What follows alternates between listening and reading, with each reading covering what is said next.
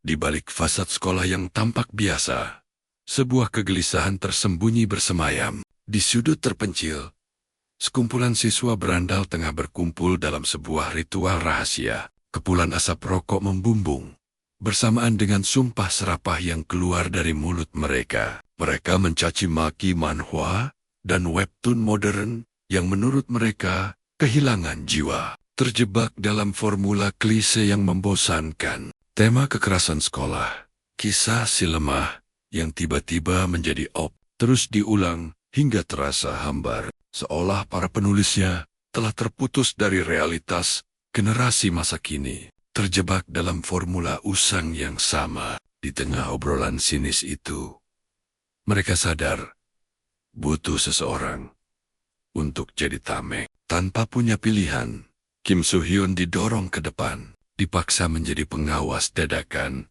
agar ritual terlarang mereka tak terendus siapapun. Soo-hyun pun menjalankan perintah itu dengan rahang yang mengeras dan api amarah yang terpendam dalam di dadanya. Ironi ini sungguh menyakitkan. Para penindas itu berbicara seolah paling mengerti tentang ketidakadilan. Namun Soo-hyun tak punya kekuatan bahkan untuk sekadar membantah. Senyum palsu dan anggukan patuh menjadi topengnya sambil berpura-pura mengamati keadaan di sekitar. Namun ia tak menyadari dari belakang predatornya telah mendekat. Sosok yang menjadikan Soo-hyun samsak hidupnya. Tangan itu mencengkram lehernya dengan brutal.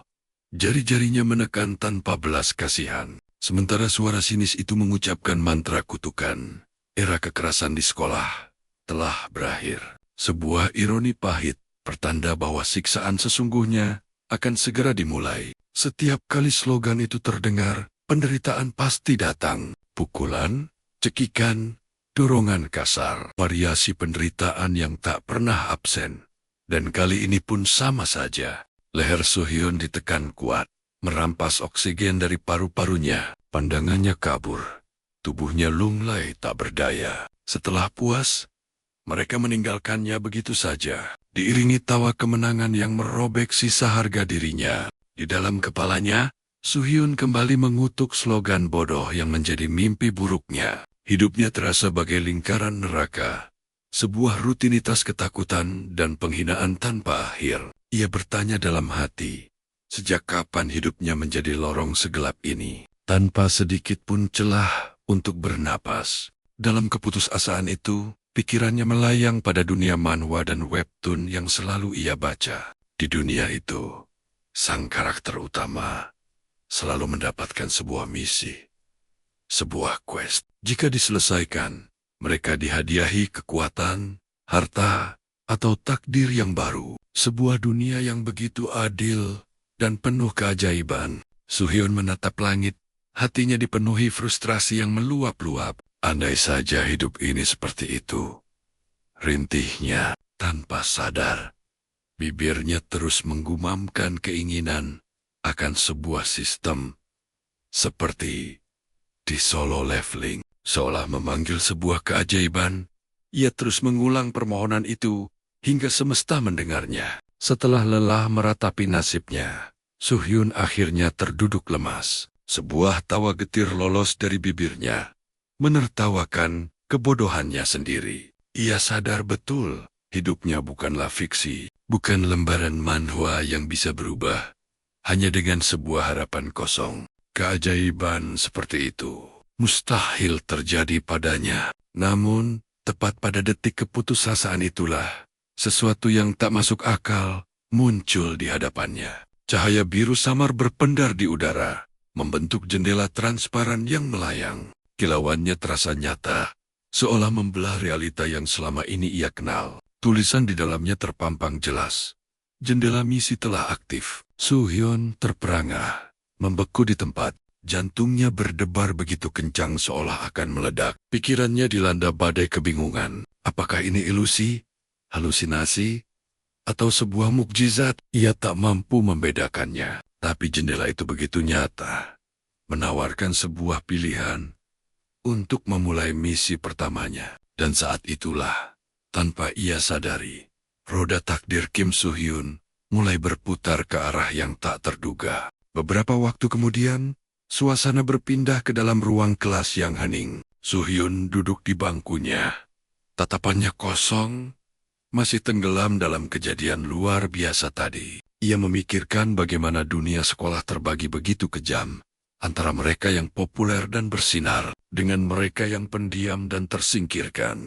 Dalam dunianya, popularitas seringkali menjadi kedok bagi para perundung, sementara kesendirian selalu dicap sebagai pecundang, wibu, dan label hinaan lainnya. Suhyun tahu persis, ia berada di kasta kedua. Terlalu lama, ia terbiasa dianggap tidak ada. Namun jauh di dalam hatinya, ia tahu sesuatu yang absolut telah terjadi. Sesuatu yang jika ia ceritakan, tak akan ada satu orang pun yang akan percaya. Di hadapannya jendela quest itu melayang, menunggu sebuah jawaban. Pertanyaan yang sama terus terpampang, mendesaknya untuk membuat keputusan. Keringat dingin pun mulai membasahi pelipisnya. Untuk memastikan ini bukan ilusi, Sohyun membuka dan menutup jendela sistem itu lagi dan lagi. Puluhan, bahkan ratusan kali. Namun, hasilnya sama sekali tidak berubah.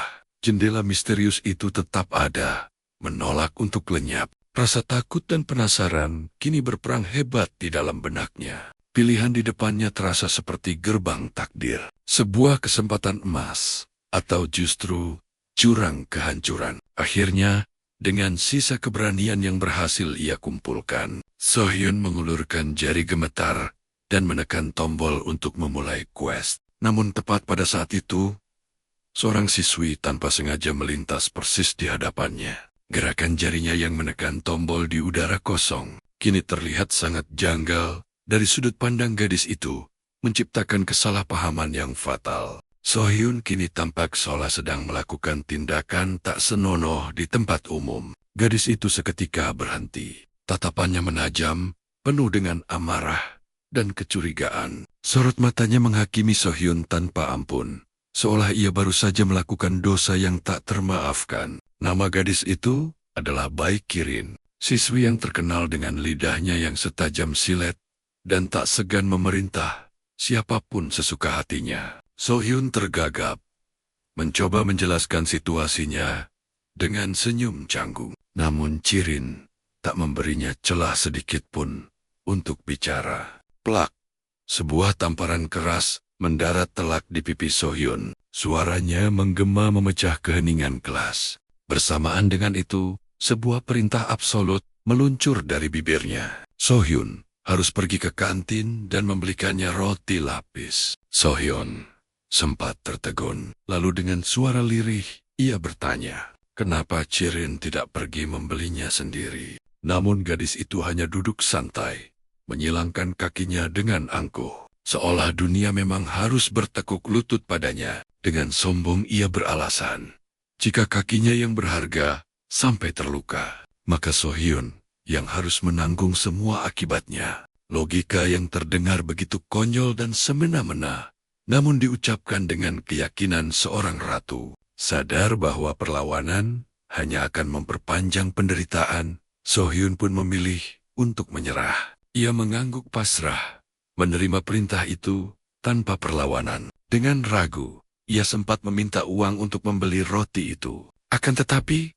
bagi Kirin, permintaan itu hanyalah sebuah lelucon. Ia tersenyum merendahkan dan menyuruh Sohyun memakai uangnya sendiri. Tanpa bisa berkata-kata lagi, Sohyun hanya bisa berbalik dan melangkah pergi. Dalam hati, ia kembali merutuki dirinya sendiri, karena tak pernah punya nyali untuk melawan, karena terlalu pengecut untuk memperjuangkan harga dirinya yang terus diinjak-injak. Namun, neraka hari ini rupanya belum berakhir. Seolah takdir buruk selalu mengikutinya. Seorang siswa biang onar yang sama kembali muncul di hadapannya. Tanpa peringatan, sebuah tangan kembali mencengkeram leher Sohyun, disertai slogan kejam yang paling ia benci. Tubuhnya terhempas ke lantai dengan keras. Rasa sakit yang tajam langsung menjalar ke seluruh tubuhnya.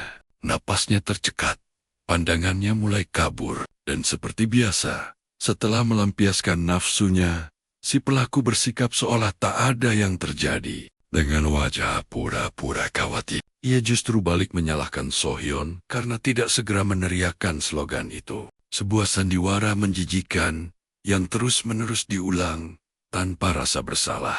Bagi Sohyun, ini hanyalah pengulangan siklus penderitaan tanpa akhir. Orang-orang sering bilang kalau dirinya terlalu baik. Ia tahu maksud mereka, bahwa ia terlalu lemah, terlalu pasrah menerima nasib. Namun di dalam dadanya, pikirannya bergejolak liar, dipenuhi amarah yang membara laksana gunung berapi. Ada hasrat yang begitu kuat untuk suatu hari nanti membongkar semua kebusukan mereka, menelanjangi kepalsuan orang-orang yang telah menindasnya. Tapi di hadapan mereka, yang mampu ia lakukan hanyalah menunduk dan meminta maaf. Setelah semua siksaan itu usai, Sohyun pulang dengan langkah yang berat. Setiap langkahnya terasa seperti menyeret beban penderitaan yang tak terlihat. Emosinya masih meluap-luap saat ia tiba di rumah. Dan tanpa sadar, luapan perasaan yang ia tahan seharian itu tumpah kepada satu-satunya orang yang tak pantas menerimanya. Ibunya. Dengan suara yang meninggi, ia berteriak ingin berhenti sekolah. Baginya, sekolah bukan lagi tempat menuntut ilmu, melainkan sebuah penjara yang penuh luka dan penghinaan. Ia ingin menjadi seorang kreator, mencari uang sendiri, dan membuktikan bahwa ia bisa hidup tanpa sistem yang menyiksanya. Namun jauh di lubuk hatinya, ia sadar bahwa satu-satunya orang yang berani ia bentak hanyalah ibunya sendiri. Kesadaran itu meninggalkan luka baru, menorehkan rasa bersalah yang menggerogoti jiwanya. Ibunya menanggapi tanpa menghentikan pekerjaannya di dapur. Gerakannya tetap tenang, namun nada bicaranya menyimpan ketegasan yang tak mungkin bisa diabaikan. Ancaman terselubung dalam kata-kata itu menyadarkan Sohyun kalau realita tak sesederhana luapan emosinya. Ia bersikeras meyakinkan dunia, dan mungkin juga hatinya sendiri,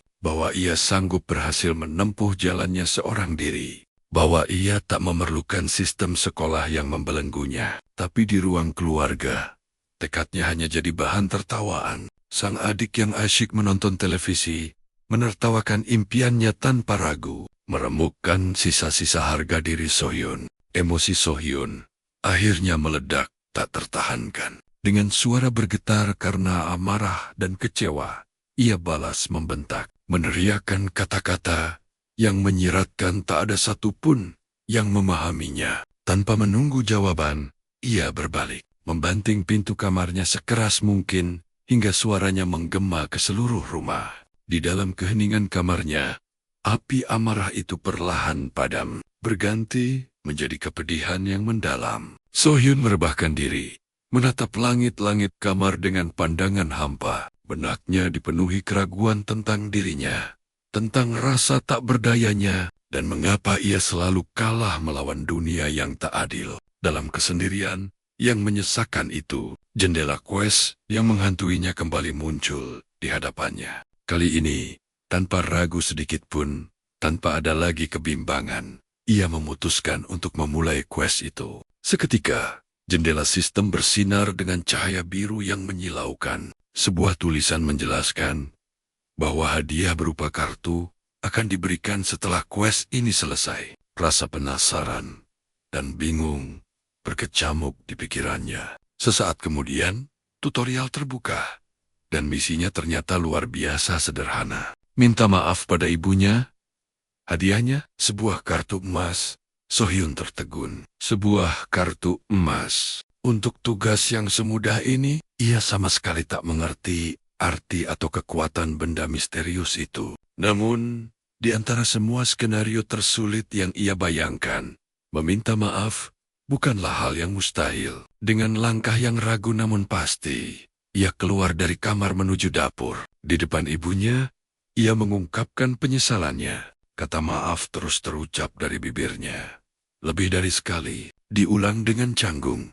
Seolah ia tak tahu kapan sistem akan menganggap misinya tuntas. Dalam benaknya, ia terus menanti sebuah notifikasi. Adiknya yang melihat pemandangan itu hanya menatapnya dengan aneh, bahkan menganggap Sohyun sudah tidak waras. Tapi beberapa detik kemudian, notifikasi yang ditunggu akhirnya muncul. Quest selesai. Hadiah, kartu emas, telah diterima. Perasaan lega bercampur antusiasme membanjiri dirinya.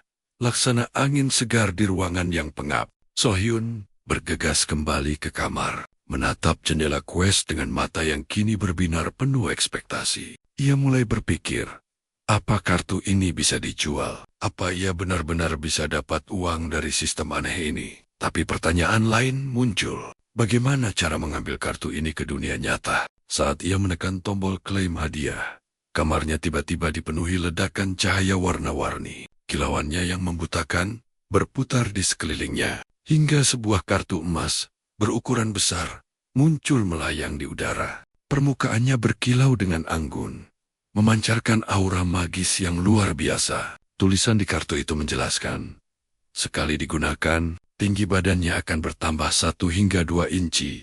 Lalu kartu itu akan lenyap. Tanpa pikir 2 kali, tanpa memberi celah bagi keraguan, So-hyun langsung memilih untuk menggunakannya. Perubahan terjadi seketika. Sensasi aneh menjalar ke seluruh tubuhnya. Terasa ringan namun sangat nyata. Saat semuanya berakhir, ia berdiri menahan napas, merasakan perbedaan yang tak terbantahkan. Dengan perasaan takjub dan euforia yang meluap-luap, ia melangkah keluar dari kamarnya. 100% yakin bahwa tubuhnya memang benar-benar menjadi lebih tinggi. Kegembiraan luar biasa ini membuat So-hyun bertingkah sedikit berlebihan. Ia hampir tak bisa menahan euforia yang membuncah di dadanya. Ia bergerak penuh energi, tersenyum lebar, bahkan tertawa sendiri tanpa alasan yang jelas. Tingkah lakunya itu tentu saja membuat adiknya jengkel dan bingung. Namun, So-hyun sama sekali tak peduli. Ia terlalu larut dalam keajaiban yang baru dialaminya. Terlalu puas karena quest pertamanya berhasil dengan gemilang. Tak lama kemudian, ibu mereka memanggil untuk makan malam bersama. Perlahan, suasana tegang di rumah itu mulai mencair. Di meja makan, di antara aroma masakan So-hyun terdiam merenung. Selama ini, permintaan maafnya di sekolah selalu lahir karena tekanan, paksaan, dan hinaan. Sebuah permintaan maaf yang muncul dari rasa takut. Tapi kali ini berbeda. Permintaan maaf tulus yang lahir dari penyesalan di rumah justru memberinya kekuatan yang begitu nyata. Sesuatu telah berubah dalam dirinya. Sebuah ketulusan yang meninggalkan jejak mendalam di hatinya. Pagi itu, aura So-hyun terasa berbeda. Langkahnya ringan, penuh energi baru yang meluap-luap. Sensasi tubuhnya yang meninggi semalam masih terasa jelas. Ini bukan hayalan. Sistem itu benar-benar nyata. Semua ini berkat quest pertama. Tapi di tengah euforia, secercah kegelisahan mulai muncul. Kapan jendela quest berikutnya akan datang? Dia sudah tidak sabar untuk menaklukkan misi selanjutnya. Merasakan perubahan lain, membuktikan takdirnya telah berbelok. Namun, senyumnya yang terlalu lebar justru menarik perhatian aneh dari siswa lain. Bisikan-bisikan mulai terdengar. Tatapan heran mengarah padanya. Mereka mengira tinggi badannya hanya ilusi dari sol sepatu. Tak ada satupun yang tahu keajaiban sesungguhnya telah terjadi. Dan seolah menjawab doanya, jendela quest kembali muncul. Cahaya biru familiar itu bersinar lebih terang dari sebelumnya. Dan hadiahnya jauh lebih gila. Sebuah kartu emas dan kartu perak. Rasa penasaran So-hyun meledak, tak terkendali. Dia teringat misi sebelumnya terasa sangat mudah, seperti sebuah pemanasan.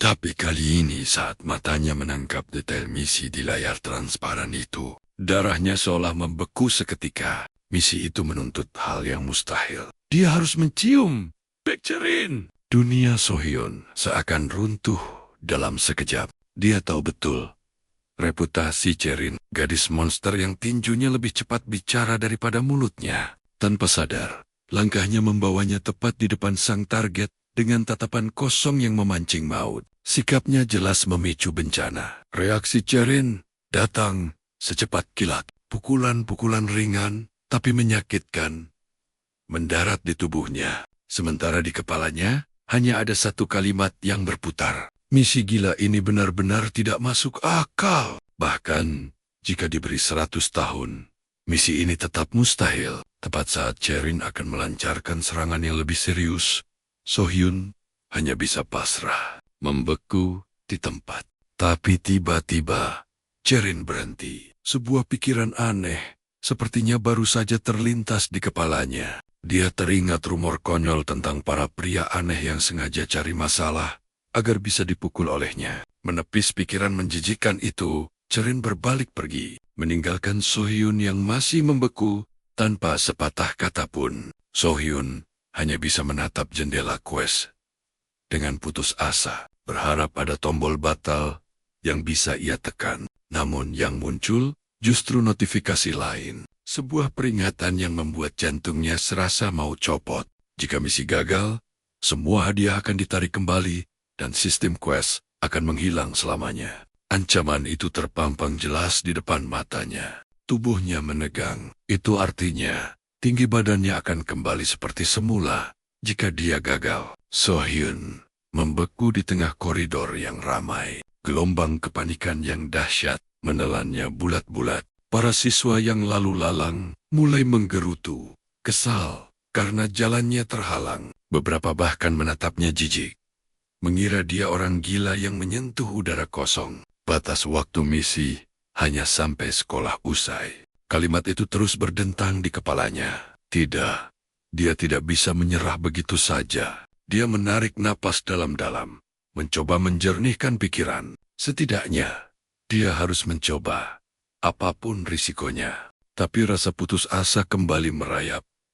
Bagaimana caranya? Misi ini benar-benar mustahil. Dia dan Cherin bahkan tidak pernah bicara. Jangankan dekat, hubungan mereka nol besar. Jika dia nekat meminta ciuman, yang didapat pasti bukan bibir, tapi bogem mentah. Memaksanya, pikiran kotor itu langsung ia buang jauh-jauh. Hatinya masih menolak cara-cara seperti itu, tapi kata ciuman itu terus menghantui pikirannya, seolah menjadi mantra kutukan yang tak bisa hilang. Di tengah kebuntuannya, seorang siswa berkacamata tiba-tiba muncul, dan anehnya, dia menanggapi gumaman putus asa So-hyun. Kehadirannya menyentak So-hyun kembali ke dunia nyata. Baru saat itu So-hyun sadar, wajah temannya itu penuh lebam.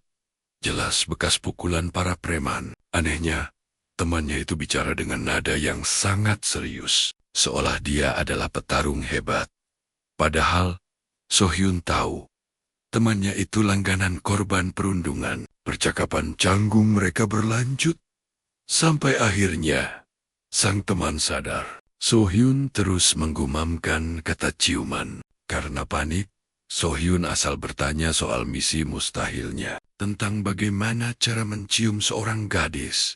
Temannya yang lugu itu pun mencoba memberi nasihat dengan cara yang sangat naif. Dia bilang, mungkin saja berhasil jika dilakukan dengan lembut. Meski terdengar ragu, So-hyun langsung membuang harapan kosong itu. Bagi orang sepertinya, jangankan ciuman, bahkan untuk sekadar dipeluk saja, rasanya tak pantas. Mendengar pengakuan itu, sang teman justru mencetuskan ide yang lebih gila, yaitu menggunakan uang sebagai jalan pintas. Walau sadar gagasan itu sangat konyol dan berbahaya, So-hyun sempat terbuai olehnya sesaat. Ia mencoba meracuni pikirannya sendiri, meyakinkan diri bahwa ciuman hanyalah sentuhan biasa, dan semua orang pasti suka uang. Keyakinan sesat itu nyaris membuatnya gelap mata.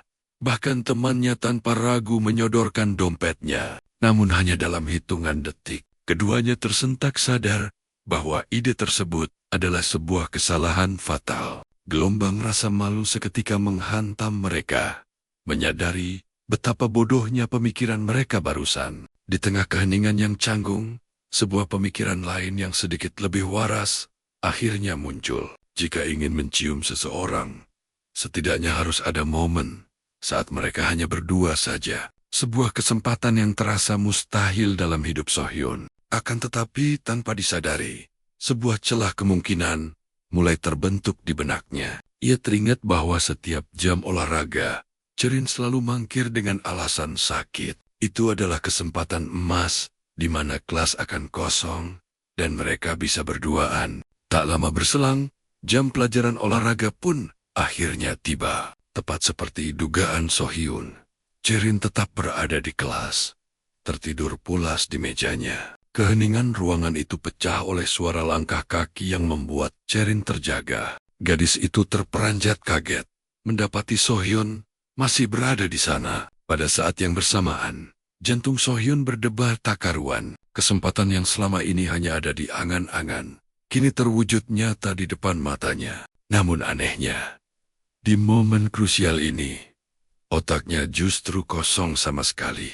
Ia mencoba beralasan sedang tidak enak badan, tapi Cherin justru menuduhnya sedang mengawasinya saat ia tidur. Sohyun menyangkalnya dengan panik, meskipun pada kenyataannya, ia memang sempat mencuri pandang. Tiba-tiba, sikap Cherin berubah. Ia menganggapnya sebagai lelucon, lalu mengejek Sohyun sebagai pribadi yang terlalu tegang. Dengan nada yang santai, Cherin kemudian meminta Sohyun untuk membelikannya susu stroberi. Tanpa banyak kata, Sohyun langsung meletakkan minuman itu di mejanya. Cherin tampak begitu terkejut. Ia tak menyangka Sohyun sudah menyiapkannya lebih dulu. Tapi di dalam hati, kegelisahan Sohyun justru semakin menjadi-jadi. Pikirannya melayang jauh ke fantasi-fantasi mustahil tentang hubungan mereka. Sampai akhirnya, ia menertawakan hayalannya sendiri. Ia sadar, tidak akan ada peluang jika dirinya terus diliputi keraguan. Waktu misi terus berjalan, dan ketakutan akan kegagalan mulai menggerogoti akal sehatnya. Di puncak kegugupannya, Sohyun nekat merebut susu stroberi dari tangan Cherin, meminumnya beberapa teguk, lalu meletakkannya kembali ke meja. Tindakan impulsif itu sontak mengubah atmosfer di antara mereka. Bahkan sebelum Cherin sempat bereaksi, amarah gadis itu meledak melihat tingkah laku Sohyun yang aneh. Namun di sisi lain, tekad Sohyun justru semakin mengeras. Ia tidak mau menyerah begitu saja. Mengumpulkan sisa-sisa keberaniannya, ia nekat menanyakan soal ciuman. Reaksi Cherin ternyata jauh lebih mengerikan dari apapun yang pernah ia bayangkan. Ancaman dan kemarahan gadis itu menghantam mentalnya tanpa ampun. Sejak awal, Sohyun sebenarnya tahu bahwa cara ini tidak akan pernah berhasil. Dan di dalam benaknya, ia sudah menganggap misi ini gagal total. Tiba-tiba, suasana kelas berubah menjadi neraka. Sekelompok siswa berandalan masuk sambil menyorotkan kamera ponsel, merekam Sohyun tanpa izin. Mereka meneriakkan ejekan, memutarbalikkan perkataannya tentang ciuman, lalu menyebarkan rumor bahwa Sohyun menyukai Cherin. Sohyun berteriak menyangkal dan memohon agar rekaman itu dihapus. Tetapi permohonannya tidak digubris sama sekali. Sebuah bogem mentah mendarat telak di wajahnya, membuat tubuhnya terhuyung dan tersungkur ke lantai. Rasa sakit yang menyengat menjalar, diiringi suara tawa yang menggema di sekelilingnya. Salah satu dari mereka terus menyerangnya sambil berpura-pura semua ini hanyalah candaan. Seolah kekerasan itu adalah hal yang wajar antar teman. Bagi Sohyun, kata-kata tajam itu terasa jauh lebih menyakitkan daripada hantaman fisik yang ia terima. Ia hanya bisa pasrah menahan semuanya tanpa bisa melawan. Di tengah kekacauan itu, Cherin akhirnya turun tangan. Ia menghentikan aksi brutal itu dan memaksa mereka menghapus video yang sudah direkam. Para perundung itu pun akhirnya mundur. Meski masih melontarkan ancaman, mereka akhirnya pergi, meninggalkan Sohyun yang tergeletak di lantai dengan kacamata pecah dan tubuh gemetar. Cherin menyuruhnya untuk lekas pulang. Ia memperingatkan, jika Sohyun tetap di sekolah, para berandalan itu pasti akan kembali mengganggunya. Beberapa waktu kemudian, Sohyun sudah tiba di rumah. Air mata yang sedari tadi ditahannya akhirnya tumpah ruah. Di dalam benaknya, bayangan kegagalan terus berputar tanpa henti. Ia merasa telah berjuang sekuat tenaga, namun pada akhirnya tetap saja gagal. Ia terpaksa pulang dengan tubuh babak belur dan kacamata yang remuk. Kegelapan masa depannya di sekolah mulai merayap. mencekik harapannya. Bayangan kelam kembali menghantuinya. Ia akan menjadi samsak hidup lagi, seperti hari-hari sebelumnya. Pikirannya berputar kencang, mencari-cari alasan logis untuk menjelaskan kondisi kacamatanya pada sang ibu. Yang terburuk dari semuanya, ia yakin quest itu telah gagal total. Yang berarti, tinggi badannya akan kembali menyusut, dan jendela quest takkan pernah muncul lagi selamanya. Namun, jauh di lubuk hatinya, percikan harapan sesaat yang ia rasakan tadi terasa begitu nyata dan berarti. Tepat di puncak jurang keputusasaannya, sebuah keajaiban terjadi. Jendela quest tiba-tiba bersinar terang di hadapannya, menyatakan bahwa misinya telah berhasil diselesaikan. So-hyun membeku di tempat. Otaknya tak mampu memproses apa yang baru saja terjadi. Kepingan puzzle itu akhirnya tersusun saat ingatannya memutar ulang kejadian di sekolah. Setelah ia pergi, Cerin meraih susu stroberi yang tertinggal. Tanpa ragu sedikit pun, ia meminumnya langsung dari sedotan yang sama. Tanpa ada yang menyadari, sebuah ciuman tak langsung telah tercipta. Itulah kunci yang akhirnya memenuhi syarat dari quest misterius itu. Meski So-hyun sama sekali tak mengetahuinya. Di kamarnya, seberkas cahaya keemasan kembali meledak, menyelimuti dirinya. Jendela quest muncul, menghadirkan hadiah yang tak terduga.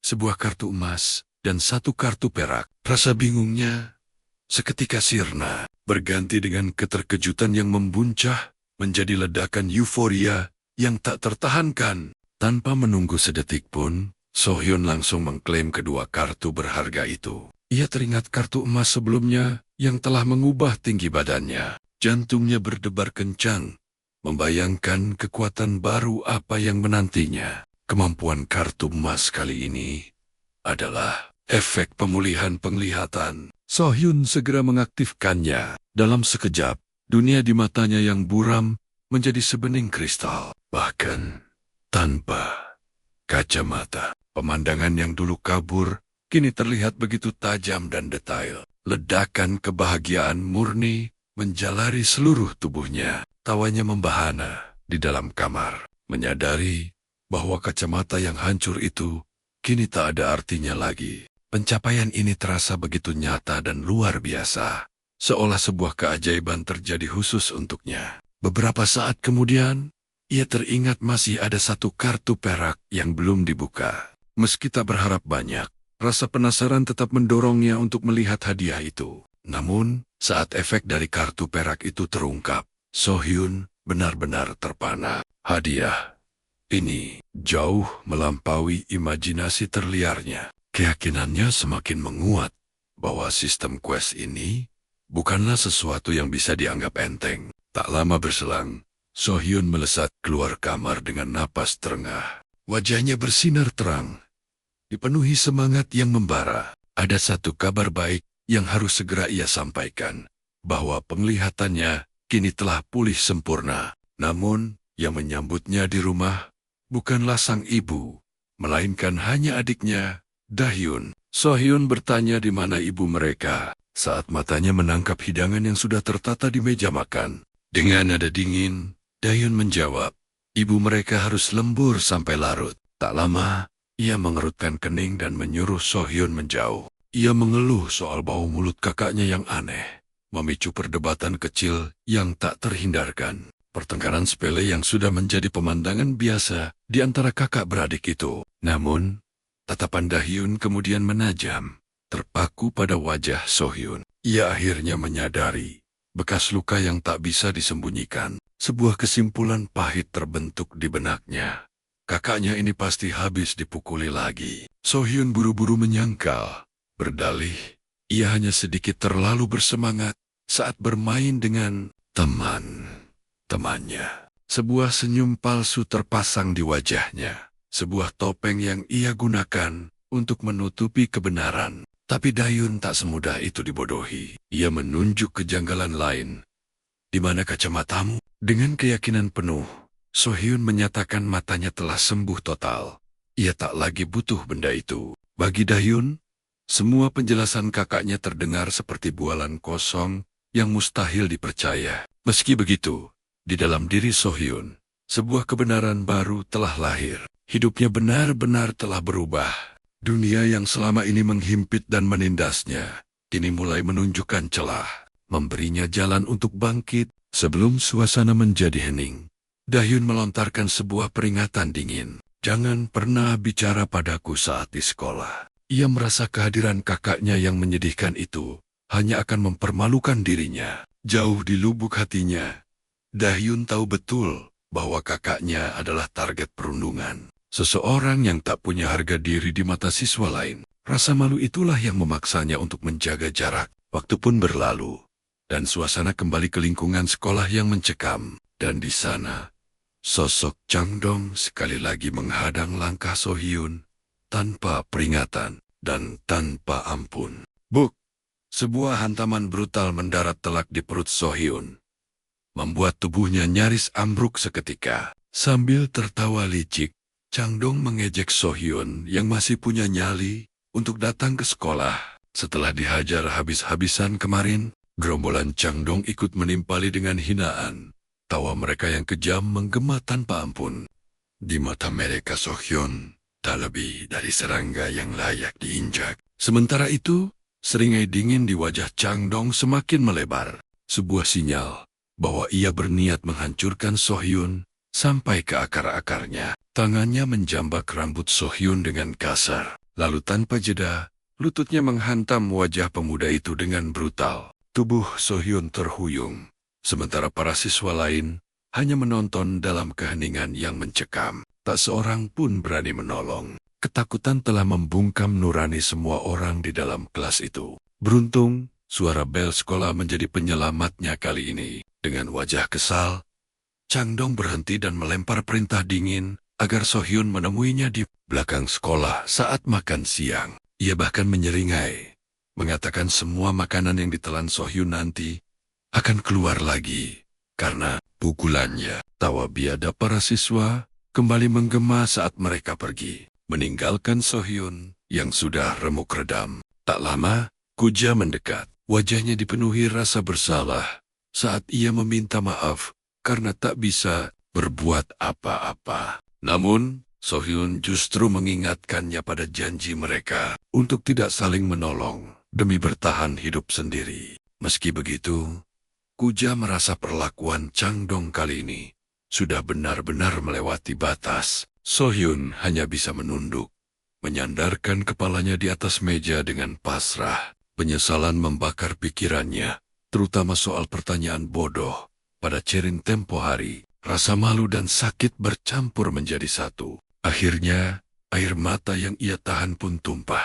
Rasanya tak sekalipun hidup berpihak padanya. Namun saat jam makan siang tiba, Sohyun tak punya pilihan selain menyeret kakinya untuk menemui Changdong. Di belakang gedung sekolah, Changdong sudah menunggu sambil mengisap rokok. Aura di tempat itu terasa begitu menekan, seolah udara pun enggan memberinya ruang bernapas. Changdong memprovokasi, menyuruhnya bersikap sok jagoan seperti kemarin. Tapi yang kini menguasai Sohyun hanyalah ketakutan dan penyesalan yang mendalam. Ia merasa telah membuat kesalahan besar dan hanya berharap semua siksaan ini segera usai. Plak!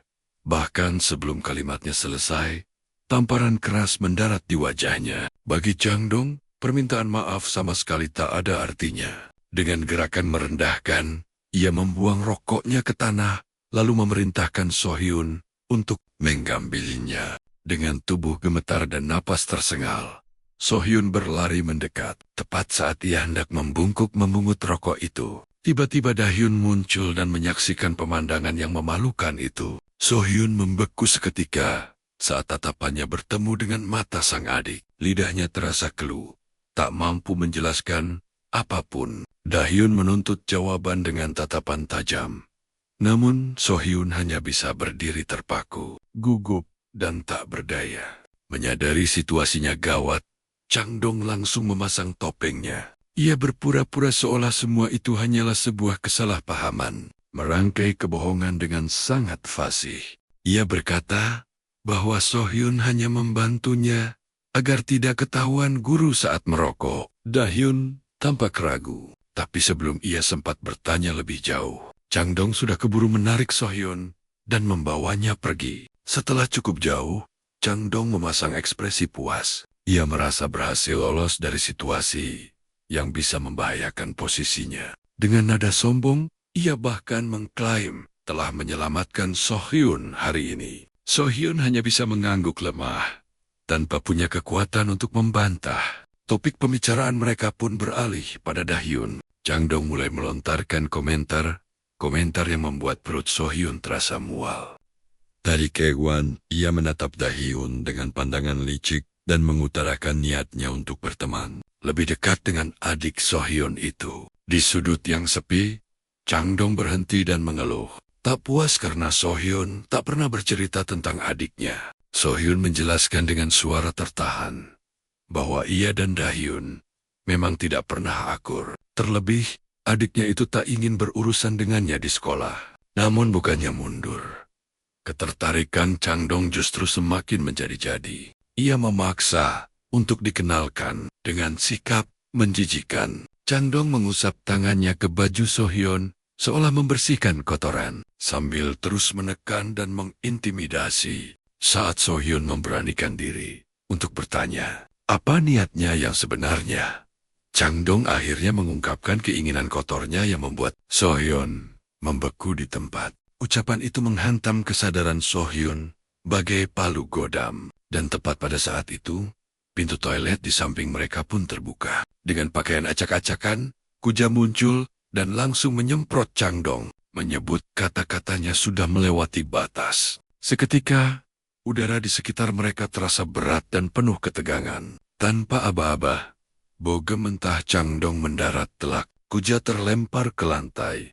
Tak berdaya di bawah amukan Chang Dong yang menindihnya. Harga dirinya serasa tercabik-cabik oleh teguran mendadak itu. Lagi-lagi, kekerasan brutal tersaji di depan mata So-hyun, menanamkan rasa takut yang mencekik dan kembali menyesakkan dadanya. Cacian kotor meluncur dari mulut Chang Dong, sementara matanya yang menghina menelanjangi So-hyun dari ujung rambut hingga kaki. Baginya, So-hyun sama sekali tidak terlihat seperti remaja 18 tahun. Bahkan untuk memukulnya pun terasa aneh.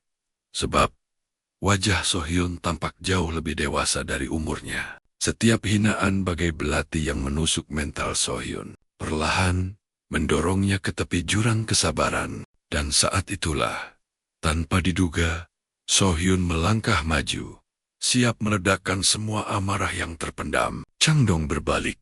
Matanya membelalak kaget. Dia tak pernah menyangka si pecundang ini berani menantangnya. Amarah Chang Dong sontak meledak. Tangannya terkepal, siap melayangkan pukulan untuk membungkam perlawanan So-hyun. Tapi di detik yang menentukan itu, gerakan So-hyun ternyata jauh lebih sigap. Sebuah bogem mentah lebih dulu menghantam rahang Chang Dong. Dengan telak, hantaman itu memicu sebuah kilas balik. Ke saat So-hyun pertama kali mendapatkan silver card yang ia anggap tak berguna. Dulu, ia sama sekali tak paham kenapa sistem memberinya sebuah skill yang mustahil untuk dipakai. Kartu itu memberinya kemampuan bernama boxing jab, sebuah teknik pukulan lurus dasar dalam tinju. Meski dulu ragu, kini skill itu aktif dengan sendirinya, seolah menyatu dengan instingnya. Kembali ke masa kini, So-hyun menatap Chang Dong yang terhuyung-huyung. Di dalam hatinya, satu kesadaran menusuk tajam. Dia tidak bisa lagi hidup dalam penindasan. Keputusan telah dibuat, berhenti menjadi korban, dan mulai melawan. Tepat pada saat itu, sebuah jendela quest baru muncul di hadapannya. Misinya menuntut pertarungan melawan Chang Dong dengan hadiah 1 silver card dan 1 bronze card. Api amarah So-hyun kini berkobar tak terbendung. Dia tak lagi menahan diri. Semua dendam yang terkubur di dasar jiwanya kini dimuntahkan. Alih-alih takut, Chang Dong justru menyeringai sinis, menganggap ini hanyalah bualan kosong dari seorang pengecut. Namun, tanpa memberinya waktu bernapas, jab kedua So-hyun melesat dengan cepat. Pukulan itu kembali mendarat telak, membuat Chang Dong benar-benar terperangah. Sejak kapan pecundang ini bisa bertarung? Merasa dipermalukan, Chang Dong menerjang maju untuk membalas. Tapi So-hyun jauh lebih lincah. Rentetan pukulan tanpa ampun menghujani wajah Changdong dengan presisi yang mematikan. Sohyun tidak berhenti. Semua rasa takut, hinaan, dan penderitaan kini berubah menjadi serangkaian bogem mentah yang brutal. Hingga akhirnya, tubuh Changdong ambruk tak sadarkan diri di kaki Sohyun. Notifikasi quest selesai pun muncul. Kuja yang menonton dari tadi hanya bisa membeku di tempat. Dia tak percaya Sohyun benar-benar mengalahkan Changdong. Sebuah jendela notifikasi kembali muncul, memberitahu bahwa level skill boxing jab miliknya meningkat pesat. Melihat Changdong yang terkapar tak bergerak, Kuja dilanda kepanikan, mengira ia telah tewas. Sohyun buru-buru menenangkannya. Yakin Changdong hanya pingsan, tapi Kuja tidak mau mengambil risiko. Tanpa pikir panjang, ia menarik tangan Sohyun dan mengajaknya lari dari sana. Mereka berlari tanpa henti hingga tiba di tempat yang aman. Sohyun mengira semua masalah telah berakhir. Namun Kuja tahu, ini barulah permulaannya. Menurutnya, berita kekalahan Changdong pasti sudah menyebar seperti api ke seluruh kelas, atau bahkan seisi sekolah. Geng Changdong terkenal kejam dan selalu bergerak dalam kelompok. Dan benar saja, di tempat lain Changdong mulai sadar dengan amarah yang menyala-nyala. Mendengar itu, Sohyun merasa masa depannya di sekolah menjadi kelabu. Dia sudah bisa membayangkan akan terus diburu setiap jam istirahat tiba. Di tengah kegelisahannya, Kuja bertanya sejak kapan ia bisa bertinju. Sohyun hanya menjawab sekenanya, bilang kalau skillnya baru saja naik. Padahal jauh di lubuk hatinya, dia sendiri masih bingung dengan sistem notifikasi misterius yang tiba-tiba muncul. Dia lalu memeriksa statusnya, menyadari level boxing jabnya kini mencapai angka 97 dari 100. Benak Sohyun langsung berkelana, membayangkan apa yang terjadi jika level ini mencapai puncaknya. Tanpa sadar, hasrat untuk melihat hadiah selanjutnya terucap dari bibirnya. Kuja hanya bisa menatapnya dengan pandangan penuh tanya. Ia jelas tak mengerti apa maksud sahabatnya itu. Sadar ditatap aneh, Sohyun buru-buru mengelak dan mengaku hanya bergumam sendiri. Tapi Kuja malah menyimpulkan kalau Sohyun kesepian sampai bicara seorang diri. Sebuah kesalahpahaman konyol yang langsung ditepis mentah-mentah oleh Sohyun. Tepat di saat itu, 2 kartu hadiah melayang di hadapan Sohyun. 1 kartu perak dan 1 kartu perunggu. Ia tahu pasti hanya matanya yang bisa menangkap penampakan kartu ini. Rasa penasaran pun membuncah, mendorongnya untuk segera membuka hadiah itu. Tapi begitu melihat isinya, Sohyun membeku seketika. Hasil ini benar-benar di luar dugaannya. Firasatnya mengatakan bahwa kejadian yang lebih gila lagi akan segera menimpanya. Tak lama, Sohyun dan Kuja sudah berhadapan langsung dengan Cherin. Gadis itu menatap mereka berdua dengan tatapan tajam penuh selidik. Di sisi lain, aura tak mengenakan mulai merayap di hati Kuja. Sohyun sendiri berusaha keras untuk tetap terlihat tenang. Jauh di lubuk hatinya, Sohyun yakin seluruh sekolah kini memburunya. Benar saja, Cherin melangkah maju, menuntut penjelasan atas keributan yang terjadi. Sohyun langsung sadar, Cherin datang bukan karena insiden Changdong. Walau begitu, ia akhirnya mengaku kalau memang terlibat perkelahian dengannya. Dengan tegas, Cherin menyuruh Sohyun segera pergi, seolah tak pernah ada di sini. Namun nasihat itu terlambat sudah. Tiba-tiba, gerombolan siswa lain muncul dan mengepung mereka rapat-rapat. Mereka tak percaya bagaimana bisa seorang Changdong tumbang di tangan pecundang seperti Sohyun. Cemoohan dan keraguan terus terlontar, menyangkal rumor yang baru saja mereka dengar. Salah satu dari mereka mencengkeram Kuja, menyuruhnya untuk tutup mulut. Saat Kuja mencoba menenangkan suasana, sebuah bogem mentah melayang telak ke wajahnya. Murid-murid lain hanya menonton dari jauh. Tak ada satupun yang berani melerai pertikaian itu. Sang pemimpin gerombolan mengusir para penonton dengan ancaman dingin. Ia menegaskan siapapun yang ikut campur akan bernasib sama. Lingkaran pengepungan semakin rapat, menghimpit mereka. Dengan nada provokatif, mereka menantang Sohyun, menanyakan siapa yang akan ia hadapi lebih dulu. Tekanan ini, bagaikan gunung yang menghimpit dadanya, membuat napas Sohyun tersengal. Dengan mata terpejam, terlintas di benaknya untuk menyerah saja dan menerima semua pukulan yang akan datang. Tapi ada ketakutan lain yang jauh lebih besar. Jika ia terus melawan, ia akan menarik perhatian monster yang sesungguhnya. Sosok yang sejak hari pertamanya di sekolah sudah dijuluki sebagai monster. Rumor tentang kekuatannya yang mengerikan menyebar begitu cepat. Konon, ia menaklukkan semua senior hanya dengan kepalan tangannya. Dia adalah salah satu anggota paling berbahaya dari Gang Bukseo. Namanya Hakjun, pria yang belum pernah sekalipun tersentuh kekalahan. Jika keributan ini berlanjut, semua orang tahu Hakjun pasti akan muncul. Dan benar saja, sebuah suara berat tiba-tiba memecah kerumunan. Sontak, semua kepala menoleh ke sumber suara. Udara seketika terasa berat. Ketegangan merayap di setiap sudut. Sosok itu akhirnya menampakkan diri.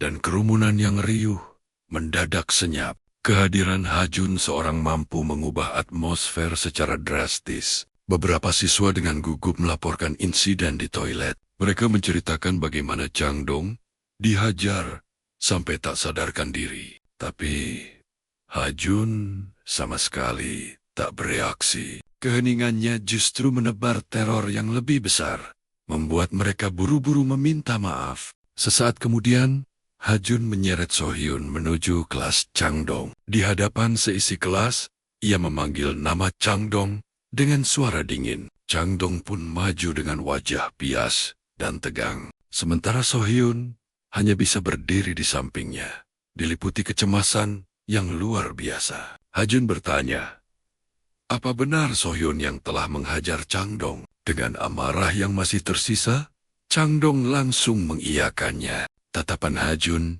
lalu beralih pada Sohyun, menuntut jawaban langsung. Dengan suara bergetar, Sohyun pun mengakuinya. Hakjun kemudian bertanya, "Kenapa?" Sohyun menjelaskan bahwa semua ini berawal karena Changdong menghina keluarganya dan melontarkan kata-kata kotor tentang adiknya. Mendengar itu, Hakjun terlihat mengerti, tapi yang ia lakukan selanjutnya benar-benar di luar nalar. Hakjun justru menyuruh Sohyun untuk memukulnya sebagai balasan. Ia bahkan menarik tangan Sohyun, menantangnya untuk melayangkan pukulan. Sohyun terperangah, otaknya tak bisa memproses ini. Terlebih saat Hakjun berjanji akan melepaskannya jika ia berhasil mendaratkan satu pukulan saja. Di benaknya, keraguan dan rasa takut mencekik Sohyun. Konsekuensi dari memukul Hakjun pastilah akan jauh lebih mengerikan dari apapun yang pernah ia bayangkan. Namun, Hakjun kembali mengunci janjinya dengan nada tenang yang justru terasa menekan, seolah tak memberinya celah untuk lari. Sohyun benar-benar terpojok, dihadapkan pada dua pilihan yang keduanya terasa seperti jalan buntu. Tepat di saat genting itu, ingatan Sohyun melesat pada dua kartu hadiah yang ia miliki. Tiba-tiba, di ruang sempit antara dirinya dan Hakjun, dua kartu itu melayang di udara, memancarkan kilau cahaya yang misterius. Pemandangan surreal itu terasa tak nyata. Dan yang lebih aneh, hanya mata Sohyun yang mampu menangkap keberadaannya. Satu kartu menawarkan kemampuan untuk memulihkan stamina secara penuh. Sementara kartu yang lain hanya bisa mengeluarkan suara melengking tinggi. Sebuah kemampuan yang tampak tak berguna dalam situasi hidup dan mati ini. Pemulihan stamina memang terdengar menggiurkan. Tapi mengalahkan monster seperti Hakjun tetaplah sebuah kemustahilan. Namun jika pada akhirnya ia tetap akan dihajar, lebih baik ia jatuh setelah memberikan perlawanan. Dengan tekad yang membara, Sohyun melepaskan satu pukulan lurus ke arah Hakjun. Tapi dengan mudah, Hakjun mengelak. Sohyun terperangah. Secara refleks, ia melancarkan rentetan pukulan berikutnya. Namun semua serangannya lagi-lagi ditepis dengan enteng, tanpa sedikit pun kesulitan. Usai menangkis semua serangan, Hajun membalas dengan satu hantaman keras. Tubuh Sohyun langsung terhempas ke lantai. Janji untuk tidak menyakitinya hanyalah omong kosong. Persis seperti yang sudah ia duga. Pandangannya seketika menghitam saat ia membuka mata. Kesadarannya perlahan kembali, diiringi rasa sakit yang meremukkan sekujur tubuhnya. Sebuah fakta pahit menghantamnya. Semua usahanya sia-sia. Hanya satu pukulan dari Hajun sudah cukup untuk membuatnya tak sadarkan diri. Ketakutan yang lebih besar kini menyergapnya. Ia yakin hukuman yang sesungguhnya baru akan dimulai karena telah lancang melawan Hajun. Berbagai skenario mengerikan berputar liar di dalam kepalanya. Saat itu, Hajun telah berdiri menjulang di hadapannya. Sohyun refleks mengangkat tangan, melindungi wajahnya. Tapi yang terjadi sungguh di luar nalar. Dengan nada bingung, Hajun justru bertanya, kenapa Sohyun bersikap seperti itu? Sohyun mengira pukulan lain akan menyusul. Ia hanya bisa pasrah menanti. Namun Hajun sama sekali tidak bergerak untuk menyerang. Sebaliknya, ia malah mengajak Sohyun untuk pergi nongkrong dan merokok bersama. Ajakan itu membuat pikiran Sohyun kosong. Kenapa? Kenapa ia tidak dihajar habis-habisan walau tak merokok? Sohyun terpaksa mengikuti Hajun. Tak punya pilihan lain. Ia kini berdiri di tengah kerumunan berandalan yang semuanya mengepulkan asap rokok. Obrolan mereka terdengar kasar dan jauh dari kata sopan. Sohyun hanya bisa terdiam, berpikir ini adalah lokasi yang sempurna, tempat di mana tak ada guru yang akan lewat. Ia yakin Hajun membawanya ke sini untuk menghajarnya tanpa ada yang mengganggu. Semua rumor kejam tentang Hajun terasa begitu nyata, membuat dadanya semakin sesak. Tapi tiba-tiba, Hajun menyodorkan sebatang rokok padanya. Sohyun menolaknya dengan gugup. Hajun lalu bertanya namanya. Dan Sohyun pun menjawab dengan terbata-bata. Namun apa yang terjadi selanjutnya benar-benar meruntuhkan logikanya. Hajun justru meminta maaf padanya. Ia mengakui kalau Sohyun jauh lebih tangguh dari dugaannya. Bahkan, memuji pukulan yang tadi ia terima. Lebih dari itu, Hajun mengungkapkan bahwa ia pernah lama berlatih tinju. Dan dari matanya, ia melihat ada potensi besar yang terpendam dalam diri Sohyun. Sohyun membeku, tak sanggup berkata-kata. Sosok paling ditakuti di sekolah ini justru sedang memberinya pujian. Segalanya terasa terbalik. 180 derajat berbeda dari skenario horor yang ia bayangkan. Tak lama, bel sekolah berbunyi. Sohyun akhirnya bisa kembali ke rumah. Di kamarnya, ia merebahkan diri, menatap langit-langit, mencoba memproses semua kejadian gila hari ini. Kebingungan semakin menjadi, terutama karena sikap Hajun yang sangat bertolak belakang dengan reputasinya. Namun, rasa takut itu belum sirna. Muncul kemungkinan bahwa semua ini hanyalah sebuah jebakan, sebuah ketenangan sesaat, sebelum badai yang jauh lebih besar menerjangnya esok hari. Di sisi lain, pikirannya kembali tertuju pada sistem misterius yang perlahan mengubah takdirnya.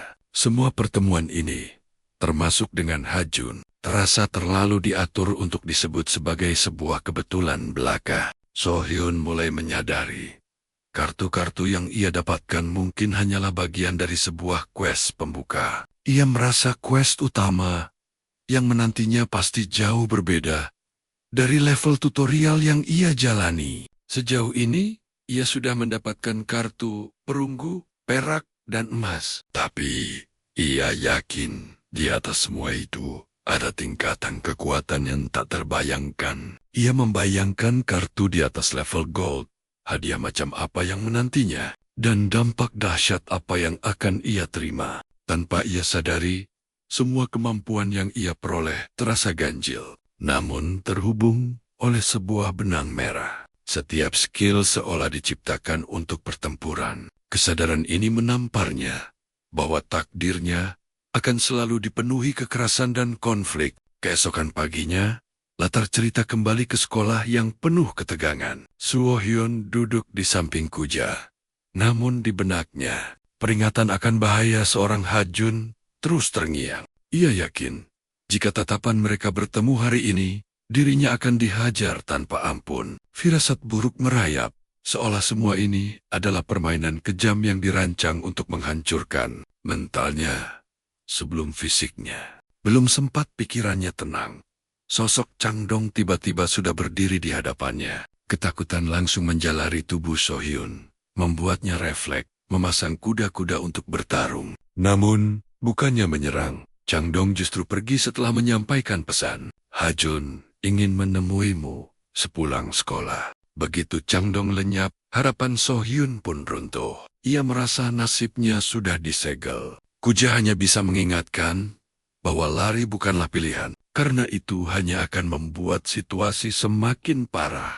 Satu-satunya jalan yang ada adalah menghadapi Hajun secara langsung. Sepulang sekolah, dengan langkah berat So Hyun tiba di sebuah tempat karaoke. Jantungnya berdebar kencang. Setiap detaknya seolah berbisik bahwa tempat ini akan jadi saksi pembantaiannya. Benar saja, Hajun langsung menyuruhnya bergabung. Mata So Hyun langsung tertuju pada meja yang dipenuhi minuman keras. Di sana berkumpul para siswa populer, termasuk gadis-gadis yang sering ia lihat di koridor sekolah. Kepalanya dipenuhi skenario terburuk. Apa Hajun akan mempermalukannya di depan semua orang ini? Kebingungan menguasainya. Ia tak tahu harus bersikap bagaimana agar tidak memancing masalah lebih besar. Beberapa gadis melirik ke arahnya, berbisik-bisik, bertanya-tanya, siapa anak asing ini? Bahkan Cirin, gadis itu, juga ada di sana. Wajahnya menunjukkan keterkejutan yang tak bisa disembunyikan. Dengan suara gemetar, So Hyun menjelaskan kalau Hajun yang memanggilnya. Seketika, suasana kembali tegang. Salah satu anak buah Hajun tiba-tiba menantang So Hyun untuk bernyanyi. Kepanikan langsung menyerangnya. Menolak atau menerima satu langkah salah bisa berakibat fatal. Dengan jantung di tenggorokan, ia akhirnya memutuskan untuk maju dan mencoba. Saat So Hyun mulai bernyanyi, sebuah keajaiban terjadi. Kemampuan dari kartu vokal nada tinggi miliknya aktif secara otomatis. Suara yang jernih dan bertenaga mengalun indah, memenuhi seluruh ruangan dengan nada yang stabil dan penuh percaya diri. Semua orang yang tadinya berisik sontak terdiam, terhanyut dalam penampilannya. Tak lama, pujian pun mulai terdengar. So Hyun sendiri tak percaya. Apa aku benar-benar bisa bernyanyi sebagus ini? Cirin pun dibuat terpana. Gadis-gadis lain ikut memuji suaranya.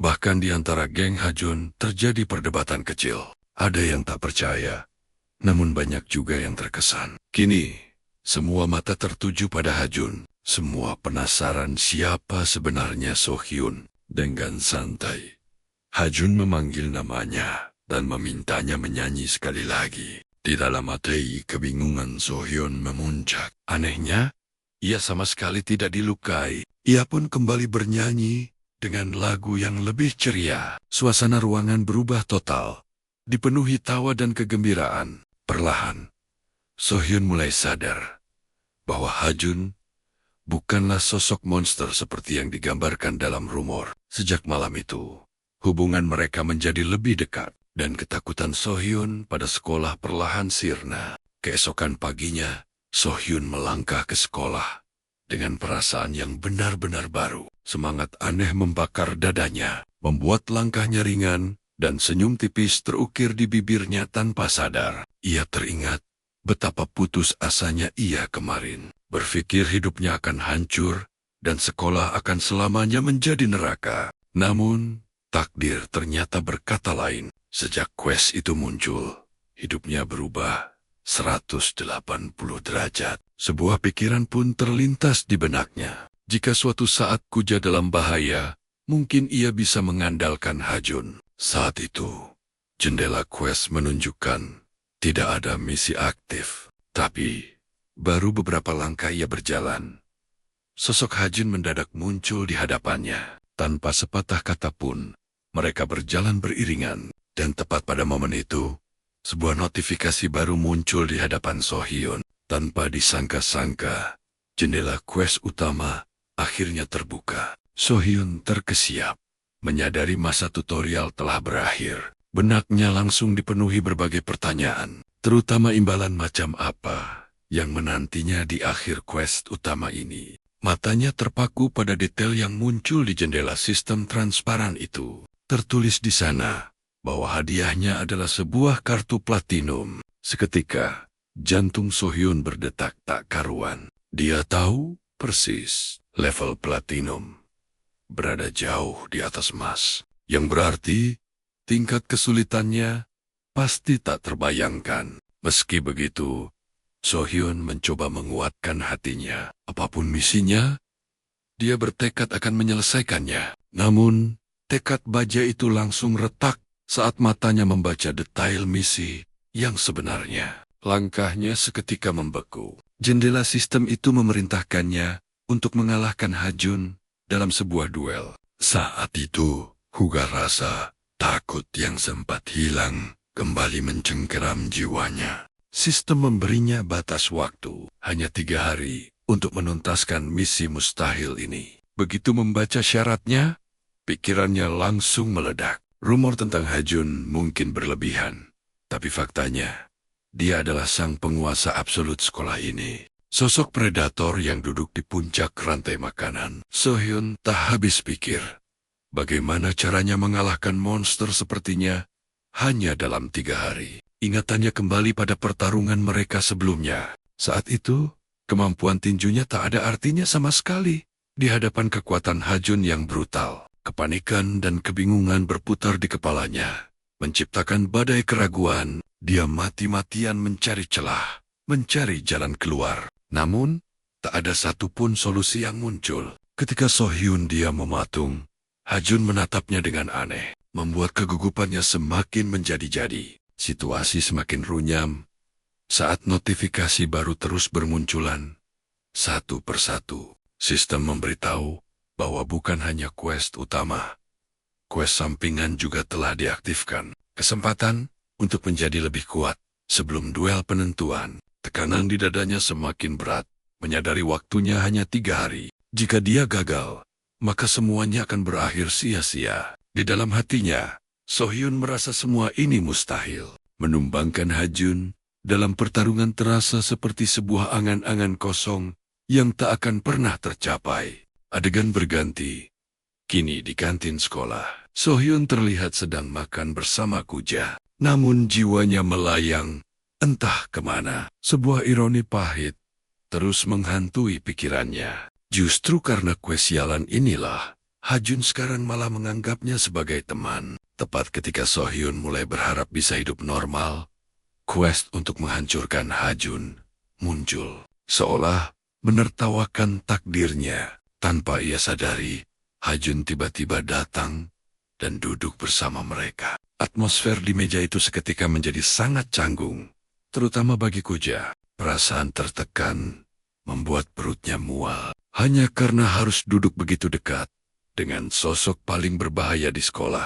So-hyun mencoba menenangkan Kuja, berbisik bahwa Hajun hanya merasa nyaman di dekatnya. Tapi jauh di lubuk hatinya, So-hyun pun merasakan keanehan yang sama. Semua orang melabeli Hajun sebagai monster kejam. Tapi sikapnya pada So-hyun terasa begitu santai dan bersahabat, seolah bertolak belakang dari reputasi mengerikannya. Saat Hajun selesai makan dan bangkit, Kuja secara refleks ikut berdiri saking gugupnya. So-hyun buru-buru menahannya untuk kembali duduk. Namun Kuja malah salah paham, mengira So-hyun menantangnya berkelahi. Situasi kikuk itu menjadi semakin aneh. Beberapa waktu kemudian, So-hyun berjalan sendirian, larut dalam pemikiran yang berat. Akhirnya, sebuah keputusan telah ia ambil.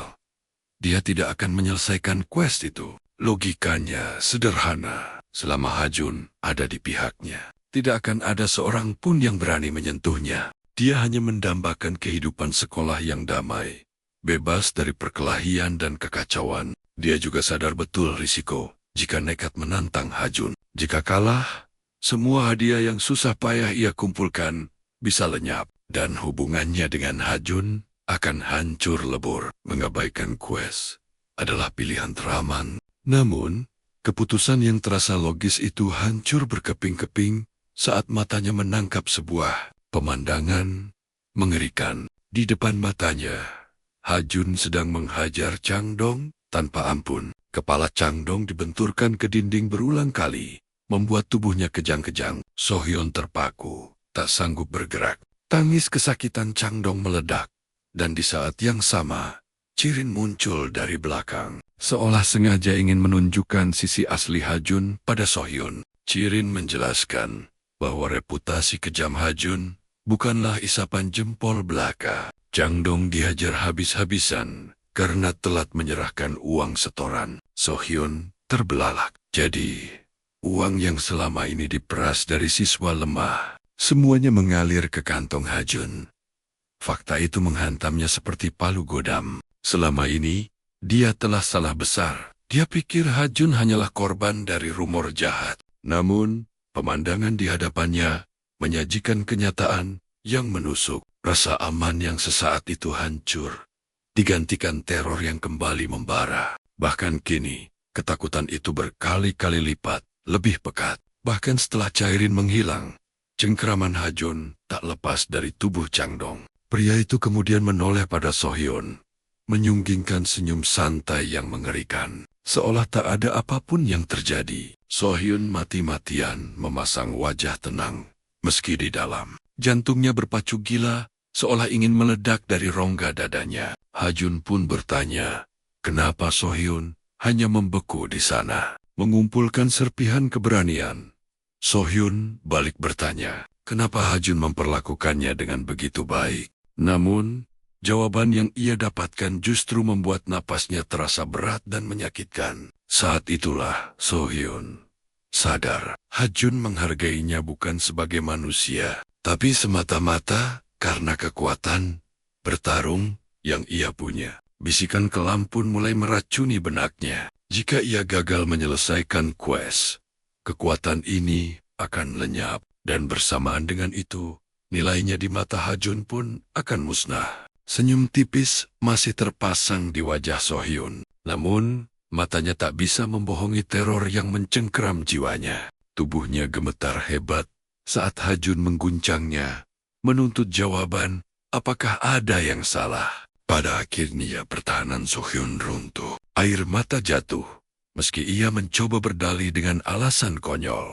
Di dalam hati, ia menelan kebenaran yang pahit. Ia tak punya pilihan lain. Demi bertahan hidup, ia harus berani melawan Hajun. Malam yang dingin pun tiba. Di sudut jalanan yang sepi, Sohyun berdiri sendirian, terus-menerus melatih gerakan tinjunya tanpa henti. Peluh membanjiri tubuhnya, napasnya memburu. Namun di tengah kelelahan itu, tekad di dalam dirinya justru membara semakin dahsyat. Ia bersumpah pada dirinya sendiri, tak akan pernah lagi ia kembali ke kehidupan lamanya yang menyedihkan. Ia tidak akan menyerah. Tapi, satu pertanyaan terus menghantuinya. Hanya dengan kemampuan jab miliknya, bagaimana mungkin ia bisa mengalahkan monster seperti Hajun? Tepat di saat keputusasaan itu melanda, sebuah ingatan melintas di benaknya. Ingatan tentang 2 kartu tambahan yang ia peroleh.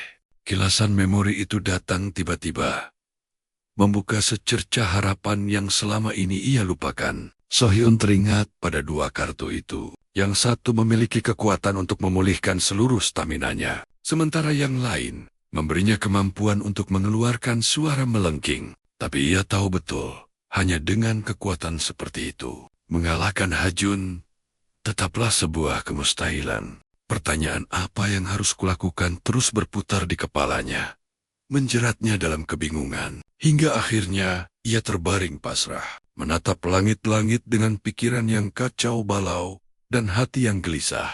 Tanpa ia sadari, 5 bayangan perlahan muncul dari kegelapan, mendekat ke arahnya. Salah satu dari mereka maju dengan senyum sok ramah, bertanya, apakah Sohyun seorang siswa SMA? Sohyun pun bangkit dan mengiyakan dengan pelan. Namun, instingnya mulai berteriak, merasakan hawa bahaya dari situasi yang tak terduga ini. Pria itu mengaku kehabisan ongkos bus, lalu dengan santai meminta Sohyun meminjamkan sedikit uang. Sohyun menolak jujur, mengatakan ia tak punya uang sepeser pun. Seketika, topeng ramah itu luntur, menampakkan niat busuk yang penuh ancaman. Suasana seketika berubah tegang. Melihat Sohyun yang masih belum paham, pria itu langsung ke inti permasalahan. Ini perampokan, katanya. Ia menyuruh Sohyun menyerahkan semua uangnya. Saat itu juga, Sohyun kembali menegaskan dengan jujur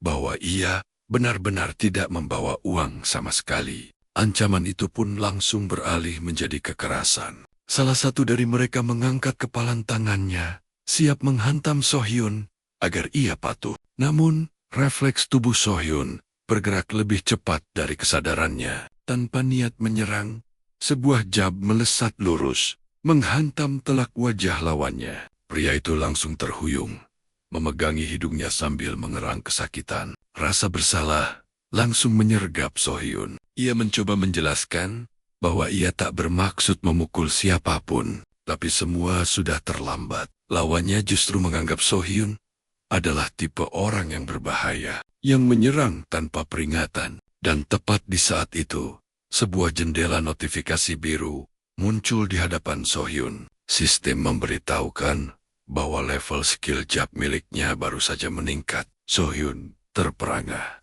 Ia sadar, latihan sendirian selama ini tak pernah menaikkan levelnya. Sekarang ia mengerti, skill ini hanya akan berkembang jika digunakan dalam pertarungan yang sesungguhnya. Tak lama berselang, notifikasi lain muncul. Skill jab miliknya kini telah mencapai peringkat E. Gelombang kebahagiaan yang luar biasa meledak di dalam dadanya. Ia sadar, semakin tinggi level skillnya, kekuatan yang ia dapatkan akan semakin besar. Namun, euforia itu tak berlangsung lama. Salah satu preman itu kembali menyerang, mengejek kelengahannya. Tepat sebelum tinju itu mendarat, Sohyun kembali melesatkan jab keduanya. Kali ini, Sohyun merasakan perbedaannya dengan sangat jelas. Pukulannya melesat lebih cepat, dan dampaknya jauh lebih kuat dari sebelumnya. Sebuah kesadaran baru menghantam benaknya. Jika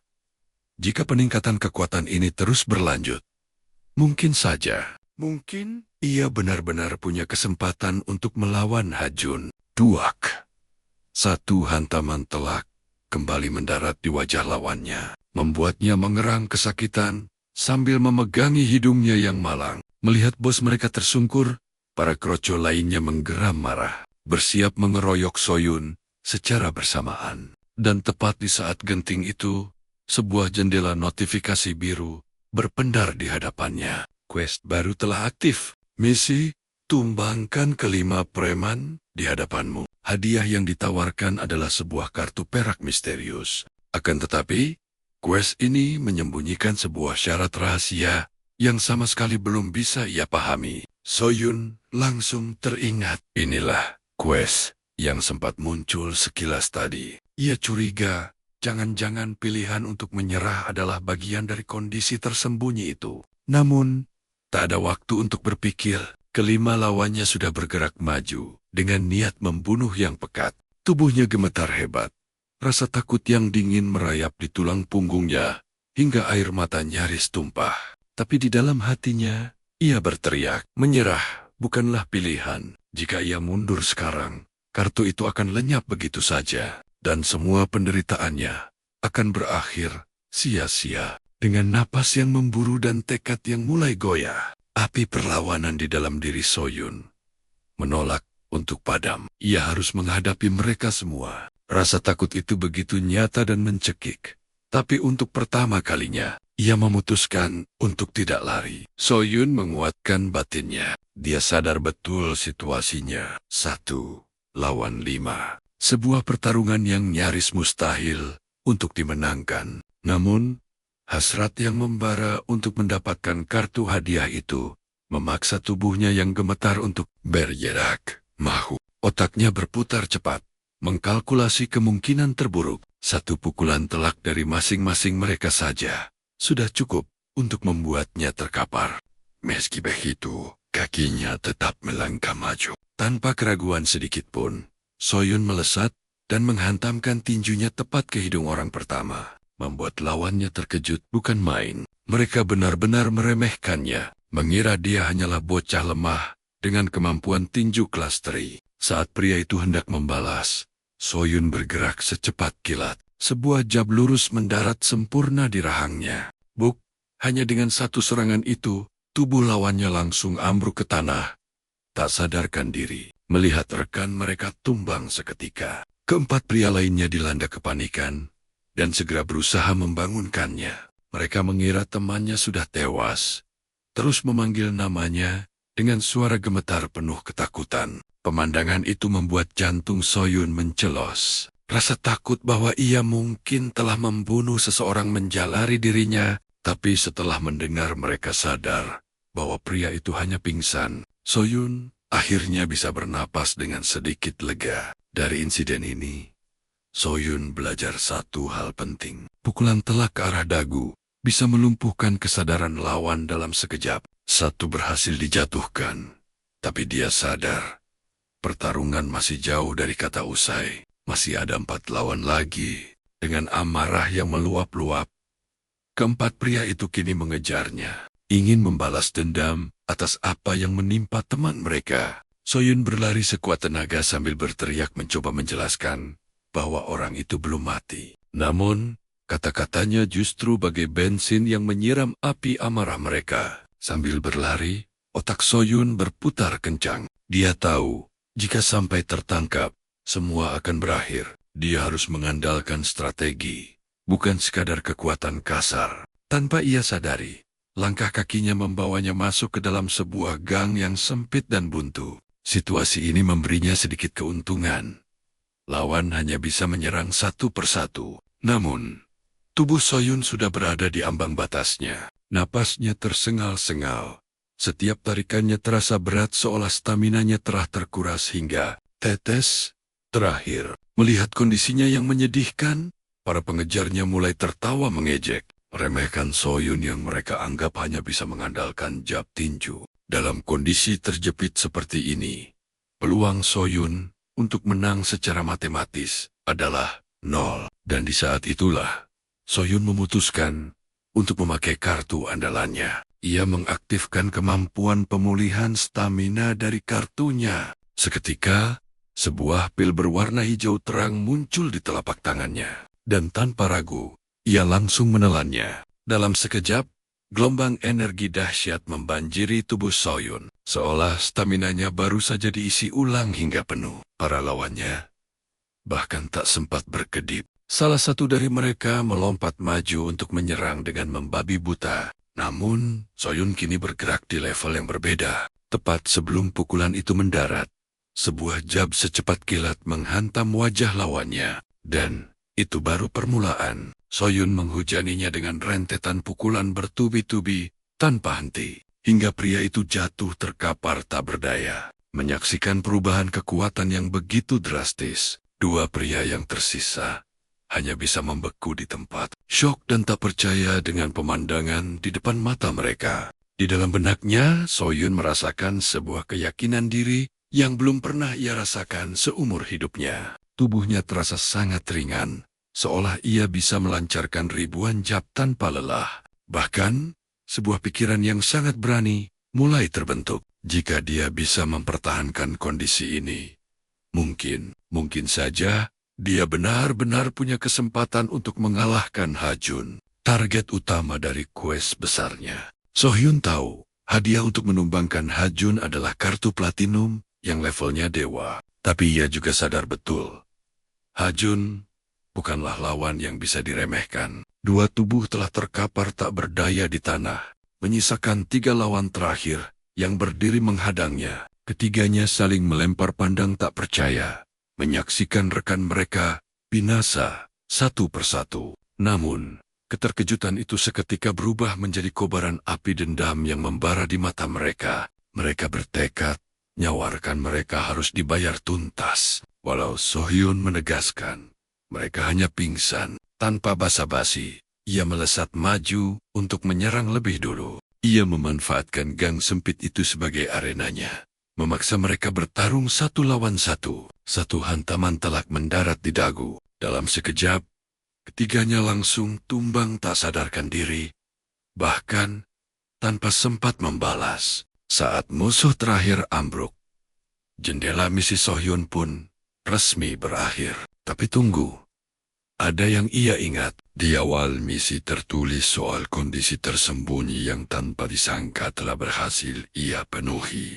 Menyelesaikan pertarungan tanpa terkena satu serangan pun. Pencapaian luar biasa itu memberinya hadiah spesial. Sebuah kartu misterius yang melayang di hadapannya. Sohyun menatap kartu itu dengan perasaan campur aduk. Sejak awal, ia hanya fokus kabur demi bertahan hidup. Dihantui rasa takut kalau satu pukulan saja bisa berakibat fatal. Siapa sangka tindakannya itu justru membuka kondisi rahasia dan memberinya imbalan yang tak pernah ia impikan. Kartu yang ia dapatkan kini telah berevolusi menjadi kartu emas yang berkilauan. Melihat perubahan itu, secercah harapan muncul. Seakan Dewi Fortuna akhirnya tersenyum padanya. Tanpa sadar, hatinya mulai dipenuhi harapan saat ia mencoba menguraikan kekuatan dari kartu barunya itu. Namun saat Sohyun membaca detail skill di kartu emas tersebut, raut wajahnya seketika berubah penuh kebingungan. Ia merasa ada makna tersembunyi di balik kekuatan ini. Tapi tak ada satupun petunjuk yang bisa ia temukan. Rasa penasaran dan gelisah kini bercampur aduk di dalam dadanya. Keesokan harinya, layar pun beralih kembali ke suasana sekolah. Jendela misi utama masih terpampang jelas di depan matanya. Karena targetnya tak berubah sedikit pun. Menumbangkan Go Ha-jun, sang penguasa sekolah yang tak terkalahkan. Sisa waktu kini hanya 8 jam. Membuat napasnya terasa sesak. Dalam benaknya, ia mulai menghitung semua aset kekuatannya. Skill belati peringkat E, pemulihan stamina, suara melengking, serta kartu emas misterius yang baru ia dapat. Total ada 4 kartu yang menjadi andalannya. Tapi keraguan masih menyelimuti hatinya. Sebab Ha-jun bukan lawan biasa. Reputasinya sebagai monster sudah terkenal seantero sekolah. Meski rasa takut terus membayanginya, Sohyun memaksa dirinya untuk berpikir jernih. Ia sadar betul, jika ia gagal dalam pertarungan ini, hidupnya akan kembali ke titik nol. Semua hadiah akan sirna, semua skill akan dicabut, dan ia akan kembali jadi bulan-bulanan tanpa bisa melawan. Kesadaran itu membuat tekadnya membara. Kemenangan bukan lagi sebuah pilihan, melainkan satu-satunya jalan keluar. Di sisi lain, Kuja memperhatikan Sohyun dengan cermat. Wajah sahabatnya itu tampak berbeda, penuh dengan beban pikiran, seolah ada badai yang berkecamuk di benaknya. Sohyun pun sadar, ini bukan hanya tentang dirinya, ia juga harus melindungi Kuja. Selama ini Kuja selalu ada untuknya, bahkan rela terluka demi dirinya. Tanpa sadar, Kuja telah menjadi sahabat sejatinya. Sohyun sempat berpikir, latar belakang Kuja sepertinya bukan dari keluarga biasa. Firasatnya mengatakan, Kuja mungkin berasal dari keluarga Yakuza. Terlebih lagi mengingat namanya adalah Kuja, bahkan mungkin berhubungan dengan klan Yamaki yang tersohor. Tapi pikiran itu segera ia tepis. Fokusnya kini hanya satu. Menghadapi Ha-jun, Sohyun lalu menenangkan Kuja dan mengucapkan terima kasih atas semua yang telah sahabatnya itu lakukan. Di balik ucapan itu, tersimpan kepahitan, seolah ini adalah salam perpisahan sebelum pertarungan hidup dan mati. Karena itu, ia ingin menyampaikan rasa terima kasih yang tulus, yang selama ini hanya terpendam di dalam hati. Tak lama, Ha-jun muncul di kelas dengan santainya, menganggap Sohyun teman dan mengajaknya keluar untuk refreshing. Sohyun pun bangkit dan berjalan mengikuti langkahnya. Namun di dalam hatinya, badai kebingungan melanda. Bagaimana cara memulai pertarungan dengan monster yang ia takuti? Langkahnya menuju kantin terasa begitu berat. Rasanya mustahil menantang Ha-jun terang-terangan. Rasa takut yang mencekam membuatnya memilih untuk menunda konfrontasi. Sohyun hanya bisa berharap takdir memberinya sebuah celah.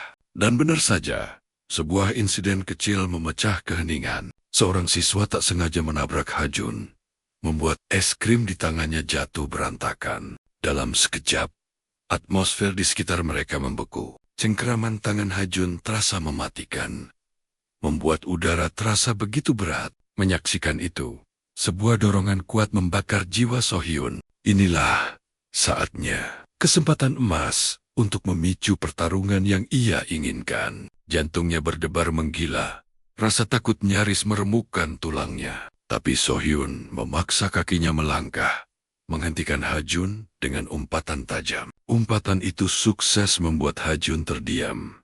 Matanya menoleh tajam ke arah Sohyun. Ini adalah pertama kalinya Sohyun berani menantangnya terang-terangan. Meski tubuhnya bergetar hebat dan ketakutan mencengkeram benaknya, ia pantang untuk mundur selangkah pun. Jauh di dalam hatinya, Sohyun merapalkan sebuah keyakinan. Ia harus percaya pada kartu emas itu. Kemampuan barunya inilah satu-satunya kunci untuk menaklukkan Hajun. Risikonya terlalu besar untuk mundur. Jika ia gagal di sini, jendela quest tidak akan pernah muncul lagi selamanya. Semua skill dan kekuatan yang susah payah ia kumpulkan akan lenyap menjadi debu. Kesadaran itu membakar tekadnya menjadi bara. Meski rasa takut terus menggerogoti jiwanya dari dalam. Dengan campuran rasa takut dan nekat, Sohyun terus menghujani Hajun dengan makian untuk memancing amarahnya. Tubuhnya gemetar tak terkendali. Tapi ia sudah siap menghadapi akhir yang terburuk sekalipun. Namun di luar dugaan, Hajun justru merespon dengan ketenangan yang aneh. Tak ada sedikit pun niat untuk membalas serangannya. Ia malah mengangkat tangannya perlahan. Tepat saat Sohyun mengira sebuah pukulan akan mendarat, Hajun justru menepuk kepalanya dengan lembut. Sikap itu sontak membuat Sohyun membeku di tempat. Hajun memperlakukannya seperti sahabat karib, seolah amarah Sohyun yang membara hanyalah angin lalu. Dia pikir Sohyun marah karena insiden tadi, dan malah mengajaknya ke kantin. Bukannya melanjutkan pertarungan. Tanpa bisa melawan, mereka kembali berjalan bersisian. Sementara kepala Sohyun dipenuhi badai kebingungan. Dia tak pernah menduga skenarionya akan jadi begini. Padahal rencananya adalah pertarungan habis-habisan. Rasa bingung itu terus membayanginya hingga mereka tiba di lapangan sekolah. Beberapa siswa tengah bermain, sementara dua siswi lain berbisik-bisik tak jauh dari sana. Topik mereka adalah rumor panas tentang pertarungan besar yang hampir pecah.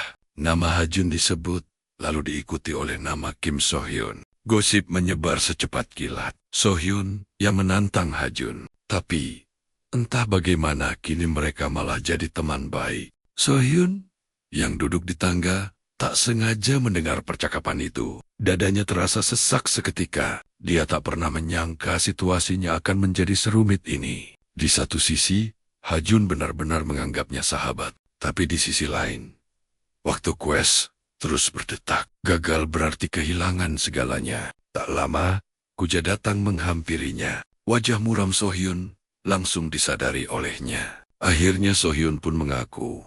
Pikirannya kacau balau karena Hajun. Kuja pun bingung dan bertanya apakah Hajun berulah lagi. Dia bahkan menawarkan bantuan jika Sohyun memang membutuhkannya. Saat Sohyun sendirian, Cherin tiba-tiba muncul membahas rumor yang beredar. Dia terdengar kagum pada keberanian Sohyun memaki Hajun. Cherin lalu duduk di sampingnya, menyinggung soal kemarahan Sohyun saat melihat Hajun menghajar siswa lain. Sohyun mengalihkan topik.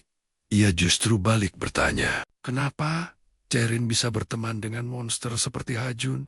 Dia juga bertanya, kenapa Cherin menolongnya saat dihajar oleh Changdong? Dan kenapa dia mau mengungkap sisi gelap Hajun? Namun, jawaban yang diberikan Cherin terasa begitu dingin. Menurut Cherin, Sohyun adalah orang baik, seseorang yang takkan menindas yang lemah, meski kini ia dekat dengan sang penguasa. Sohyun sedikit kecewa. Jelas sekali, ia tidak dianggap sebagai teman oleh Cherin. Cherin lalu memperingatkannya untuk tahu batas. Mengatakan dirinya terlalu cantik untuk bergaul dengan orang-orang seperti mereka. Tepat pada saat itu, seseorang memanggil Sohyun dengan panik. Sesuatu yang gawat baru saja terjadi. Tak lama kemudian, suasana berubah total. Di sudut sekolah yang lain, Kuja justru sedang dalam bahaya. Seorang siswa merendahkannya, menertawakan ancamannya yang akan memanggil Hajun. Mereka menganggapnya bualan kosong. Siswa lain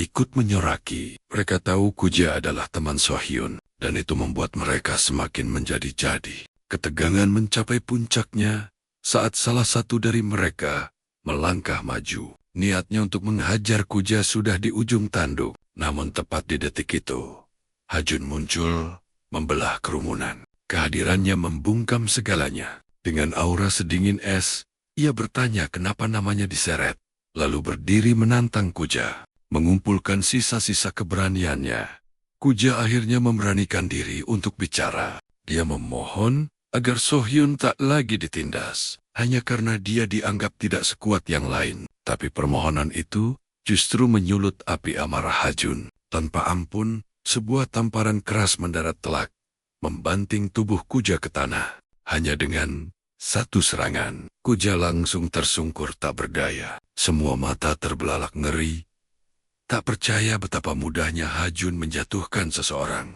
Tapi terornya belum berakhir. Sebuah pukulan brutal kembali menghantam wajah Kuja, melenyapkan sisa-sisa perlawanannya. Hajun lalu menyuarakan filosofi kejamnya, bahwa orang lemah itu tak berharga dan hanya akan menjadi aib bagi orang di sekitarnya. Dia menegaskan bahwa Sohyun tidak pantas bergaul dengan pecundang seperti Kuja. Kata-kata itu jauh lebih menyakitkan dari pukulan fisik manapun. Dengan tubuh gemetar hebat, Kuja memaksa dirinya untuk kembali berdiri. Dengan suara parau yang dipaksa tegas, ia membalas, jika Hajun berpikir seperti itu, Sohyun takkan pernah sudi menganggapnya teman. Ucapan itu adalah batasnya. Melihat Kuja dihajar tepat di depan matanya, Sohyun akhirnya bergerak. Dia tak bisa lagi menghindar. Melangkah maju, satu jab cepat dilayangkan tepat ke wajah Hajun. Serangan itu bukan pukulan biasa. Seluruh siswa yang menonton langsung membeku di tempat. Mereka tak percaya ada yang berani menyentuh sang penguasa sekolah. Anehnya, Hajun tetap berdiri kokoh, seolah tak tergoyahkan. Sohyun kini berdiri di depan Kuja memasang kuda-kuda untuk bertarung. Rasa takut luar biasa menjalari seluruh tubuhnya. Namun bersamaan dengan itu, tekad baja telah terbentuk dan tak mungkin ditarik kembali. Dia sadar, tanpa Kuja, dia tidak akan pernah bisa bertahan di sekolah neraka ini. Berita bentrokan itu menyebar secepat kilat. Karena ini menyangkut Hajun, sosok yang paling ditakuti. Seluruh sekolah pun gempar. Seorang siswa berlari panik, menyebarkan kabar bahwa pertarungan besar akan terjadi di belakang sekolah. Nama Hajun dan Sohyun menggema di setiap sudut, menjadi bisikan penuh ketegangan. Semua orang tahu satu hal, pertarungan antara keduanya kini tidak terelakkan. Tak lama kemudian, puluhan siswa mulai berkerumun untuk menonton pertunjukan. Namun di mata hampir semua orang, ini bukanlah duel yang seimbang. Bahkan menyebutnya pertarungan saja sudah berlebihan. Mereka yakin Hajun akan melenyapkan Sohyun dalam sekejap. Bagi mereka, Sohyun tak lebih dari orang gila yang sengaja cari mati dengan menantang monster paling berbahaya di sekolah. Cerin yang ada di sana hanya bisa berdiri bingung, mencoba memahami situasi yang semakin tidak masuk akal ini. Di sekitarnya, bisik-bisik mulai terdengar. Sebagian merasa ini harus dihentikan atau Sohyun bisa mati. Tapi yang lain hanya mencibir, sadar tak ada yang berani melawan Hajun. Di hadapan kerumunan yang membisu, Hajun menatap Sohyun dengan sorot mata dingin, tanpa emosi. Jauh di dalam hatinya, ia tak mengerti kenapa Sohyun nekat memilih jalan ini untuk melawannya. Padahal selama ini, ia telah menganggap Sohyun sebagai seorang teman. Tapi Sohyun tetap tegak, menunjukkan sikapnya tanpa mundur selangkah pun. Baginya, di sekolah ini hanya ada satu orang yang layak ia sebut teman, dan orang itu adalah Kuja. Selain Kuja, tidak ada orang lain yang berarti baginya. Amarah dan tekad kini telah menjadi satu, mendorongnya untuk siap menerima konsekuensi apapun. Saat itulah, ingatan tentang kartu emas muncul di benaknya. Dari kartu itu, Sohyun memperoleh sebuah skill yang bisa meledakkan kekuatannya secara drastis, tapi hanya akan bertahan selama 5 detik. Ia sadar sepenuhnya. Waktu yang sangat singkat itu adalah satu-satunya harapan untuk menjatuhkan. Hajun menang dalam 5 detik, atau semuanya akan berakhir. Sohyun pun bersiap melancarkan segalanya. Seluruh otot di tubuhnya menegang. Napasnya memburu. Keringat dingin mengalir di pelipis. Hitung mundur 5 detik yang menentukan takdirnya. Resmi dimulai. Di sekelilingnya, para siswa yang melihat itu justru tertawa sinis dan melontarkan ejekan pedas. Bagi mereka, Sohyun sudah benar-benar kehilangan akal. Mengalahkan Hajun dalam 5 detik hanyalah mimpi kosong yang mustahil. Namun, Sohyun menepis semua suara itu dan memusatkan seluruh kesadarannya. Ia sadar, senjatanya hanyalah sebuah jab, tetapi kali ini kecepatannya melesat jauh melampaui batas yang pernah ada. Dengan ledakan tenaga, Sohyun melesat maju. Sebuah jab lurus mengincar telak wajah Hajun. Kuja dan Cherin yang menonton terperangah. Hajun dengan begitu mudahnya mengelak dari serangan itu. Seakan-akan setiap gerakannya sudah terbaca sepenuhnya. Tapi Sohyun pantang menyerah. Rentetan jab cepat menghujani Hajun, memanfaatkan lonjakan kekuatan yang aktif. Namun Hajun bergerak lincah, menghindari setiap pukulan tanpa kesulitan sedikit pun. Semuanya terjadi dalam sekejap mata. Para penonton serasa melihat pertarungan tinju profesional. Beberapa siswa bahkan mulai dibuat kagum. Di depan mata mereka, Sohyun terlihat jauh lebih hebat dari dugaan. Kekuatan dan kecepatannya benar-benar meroket. Akan tetapi, tak ada satupun serangan yang mengenai sasaran. Setiap pukulan dimentahkan oleh gerakan menghindar yang presisi. Secerca harapan sempat muncul di benak penonton. Jika terus begini, mungkin Sohyun punya kesempatan untuk menang. Namun, harapan itu sirna seketika.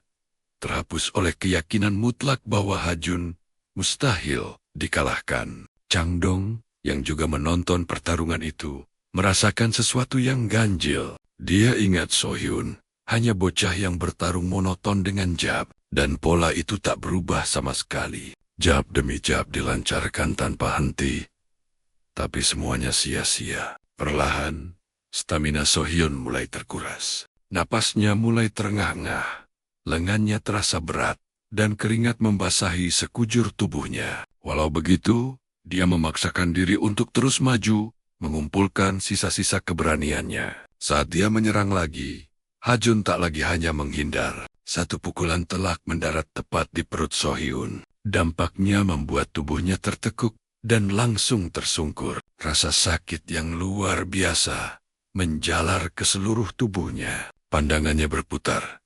Badannya terasa lumpuh. Tapi di tengah rasa sakit yang membakar itu, Sohyun berjuang bangkit. Dia berdiri terhuyung-huyung, menatap Hajun dengan mata penuh tekad baja. Seakan masih berpegang pada harapan di 5 detik terakhir. Harapan itu seolah musnah saat sebuah pukulan keras kembali menghantam wajahnya. Tubuh Sohyun terpental dan jatuh menghantam tanah. Gelombang rasa sakit yang dahsyat hampir membuatnya kehilangan kesadaran. Tersungkur di tanah, benaknya dipenuhi keraguan dan penyesalan. Dia teringat kembali pertanyaan yang pernah menghantuinya. Apakah hanya mengandalkan jab? Apakah itu cukup untuk menjatuhkan Hajun? Kini, jawabannya terasa begitu jelas. Walaupun kekuatannya meningkat drastis berkat kartu emas, itu semua masih belum cukup. Dia sadar betul, kemampuannya masih terlalu terbatas. Andai saja dia punya skill lain,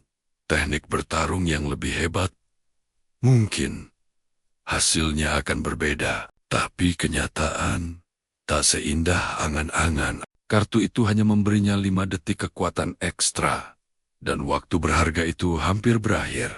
Di jurang keputusasaan, Sohyun menyadari satu hal. Dia tak punya pilihan lain selain terus maju. Dengan sisa-sisa tenaga dan tekadnya, dia kembali memaksa tubuhnya untuk bangkit. Dia berlari menerjang Hajun, berpegang pada harapan tipis di 5 detik yang tersisa. Tapi sebelum dia sempat berbuat apa-apa, Hajun berputar dan menghantam wajahnya, menghentikan langkahnya dengan kejam. Para siswa yang menonton kebingungan. Mereka tak mengerti apa yang coba dilakukan Sohyun. Bagi mereka, mencoba menangkap Hajun adalah tindakan bodoh. Perbedaan level mereka terlalu jauh. Kalaupun Sohyun berhasil memegangnya, mustahil dia bisa mengangkat atau membanting tubuh Hajun. Kondisi Sohyun sendiri sudah sangat parah. Tubuhnya gemetar hebat, napasnya sesak dan berat. Tapi di benaknya hanya ada satu keyakinan, dia tidak boleh menyerah sekarang.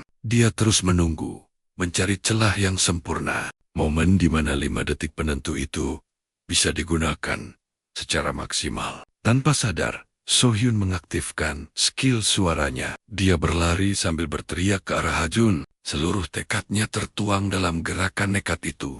Meski tubuhnya sudah babak belur, namun sekali lagi Hajun menghantamnya tanpa ampun, membuat tubuh Sohyun kembali terhempas ke tanah. Situasi ini telah berubah menjadi pertaruhan nyawa. Meski jatuh dan dihajar berkali-kali, Sohyun terus memaksa dirinya bangkit. Setiap kali berdiri, Hajun menghujaninya dengan pukulan tanpa henti, membuat tubuhnya semakin hancur. Tapi di balik semua rasa sakit itu, Sohyun menanamkan satu keyakinan kuat dalam pikirannya. Dia harus terus bertahan sampai kesempatan itu datang. Beberapa saat kemudian, setelah menerima 2 pukulan telak lagi, Sohyun akhirnya berhasil. Dia meraih baju Hajun. Cengkramannya begitu kuat.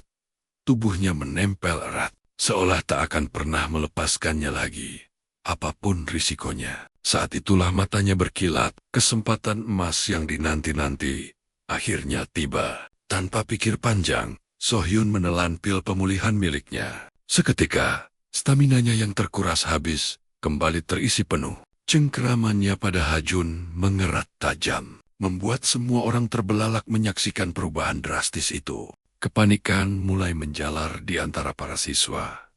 Merasa duel ini sudah di luar nalar. Tekanan dahsyat yang mengunci pinggang Hajun mengubah atmosfer pertarungan menjadi mencekam. Saat Hajun hendak berontak, ia merasakan keanehan. Tubuh Sohyun terasa berkali-kali lipat lebih berat dan kokoh, membuatnya tak bisa bergerak seinci pun. Dan tanpa seorang pun menyadarinya, skill baru Sohyun telah diaktifkan. Bobot dan kekuatannya kini melampaui Hajun. Sesaat, kekuatannya setara dengan massa 156 kg. Detik itu juga, hitungan mundur 5 detik, dimulai. Dengan kekuatan monster itu, Sohyun mengangkat tubuh Hajun tinggi ke udara. Pemandangan mustahil itu membuat semua siswa membeku, menahan napas dalam keterkejutan total. Tanpa ampun, Sohyun membanting Hajun ke tanah. Dampak hantaman itu begitu brutal.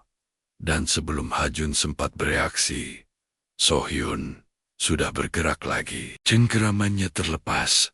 Seluruh sisa kekuatannya terpusat pada satu pukulan pamungkas. Pukulan telak itu mendarat di wajah Hajun, disusul oleh rentetan serangan tanpa henti yang menghujaninya. Dalam sekejap, kondisi Hajun hancur berantakan. Benak Hajun dipenuhi syok, bertanya-tanya bagaimana bisa kekuatan Sohyun meledak sedahsyat ini. Akhirnya, 5 detik penentuan itu berakhir.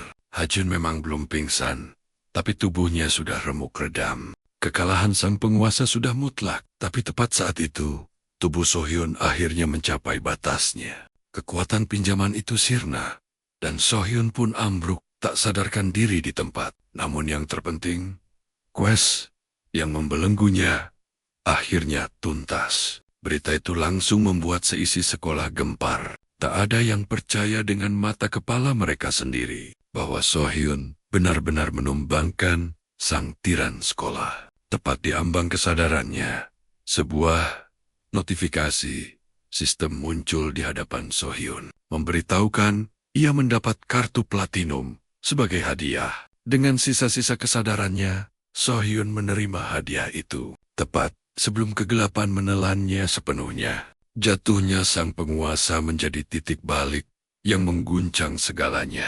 Sebuah era baru yang tak pernah terbayangkan oleh siapapun kini telah dimulai. Kabar tumbangnya Hajun di tangan Sohyun menyebar seperti api liar ke seluruh penjuru sekolah. Kekalahan sang tiran menjadi topik terpanas di setiap sudut, membuat atmosfer sekolah pagi itu terasa sangat berbeda. Di sebuah sudut, dua siswa berbisik-bisik, membahas Hajun yang batang hidungnya pun tak terlihat. Mereka bergidik ngeri, membayangkan malu yang ditanggung Hajun. Tapi percakapan mereka segera beralih menjadi kekaguman yang luar biasa. Siapa sangka, si pecundang yang selalu jadi bahan olokan justru mampu menumbangkan sang monster sekolah. Nama Sohyun kini disebut-sebut dengan campuran rasa tak percaya dan segan. Tiba-tiba, seseorang menyuruh mereka diam karena sosok yang mereka bicarakan sedang berjalan melewati koridor. Sohyun melangkah tenang, menyusuri lorong.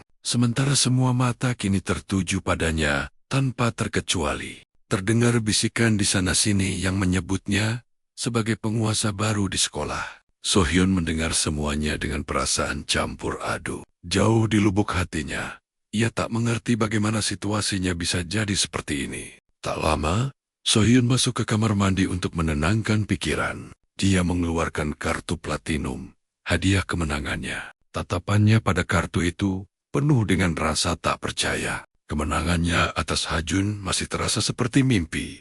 Dan kartu inilah satu-satunya bukti nyata. Saat kartu itu diaktifkan, sebuah skill baru muncul bernama Sneak Peek. Sebuah kemampuan untuk mengamati target secara khusus. Detailnya memang belum ia pahami. Tapi bukannya senang, Sohyun justru diliputi kebingungan. Ia tak habis pikir, kenapa kartu platinum malah memberinya skill non-tempur seperti ini? Harapannya untuk mendapat jurus serangan mematikan, seolah pupus sudah dalam sekejap. Lamunannya buyar oleh suara kuja dari luar. Sohyun pun keluar, lalu berjalan bersama sahabatnya menyusuri koridor.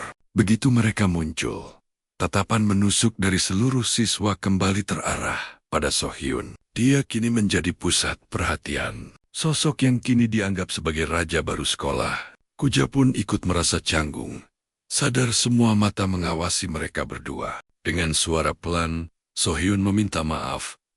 Maaf, aku sudah menyeretmu ke dalam kekacauan ini. Badai gosip di sekitar mereka bertiup makin kencang dan mustahil. Bahkan ada yang bilang, Hajun kini terbaring tak berdaya di ICU. Yang lain menuduh Sohyun menyerang keluarga lawannya. Mungku pula desas-desus gila yang menyebut Sohyun psikopat dengan Kuja sebagai tangan kanannya yang misterius.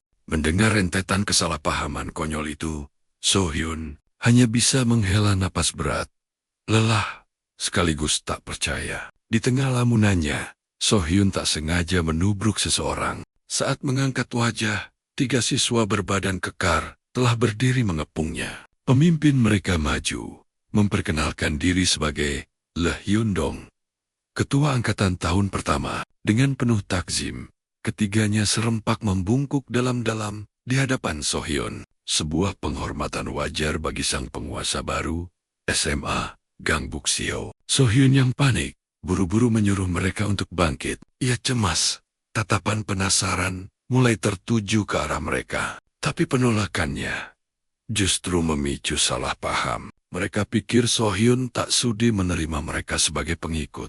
Dengan raut wajah kecewa, mereka bertiga meminta maaf, lalu berbalik untuk pergi. Kuja pun segera menjelaskan siapa sebenarnya Lee Hyundong. Ternyata, Hyundong dan gengnya adalah mantan anak buah Hajun. Kini setelah Hajun takluk, mereka menaruh harapan pada Sohyun demi sebuah ambisi besar untuk menyatukan seluruh wilayah Gangbuk. Kuja menambahkan, kondisi Gangbuk saat ini tak ubahnya medan perang. Tempat 4 sekolah terkuat saling berebut kekuasaan. Mendengar semua itu, kepala Sohyun terasa mau pecah. Ia sama sekali tak mau terseret dalam pertarungan berbahaya seperti penyatuan wilayah.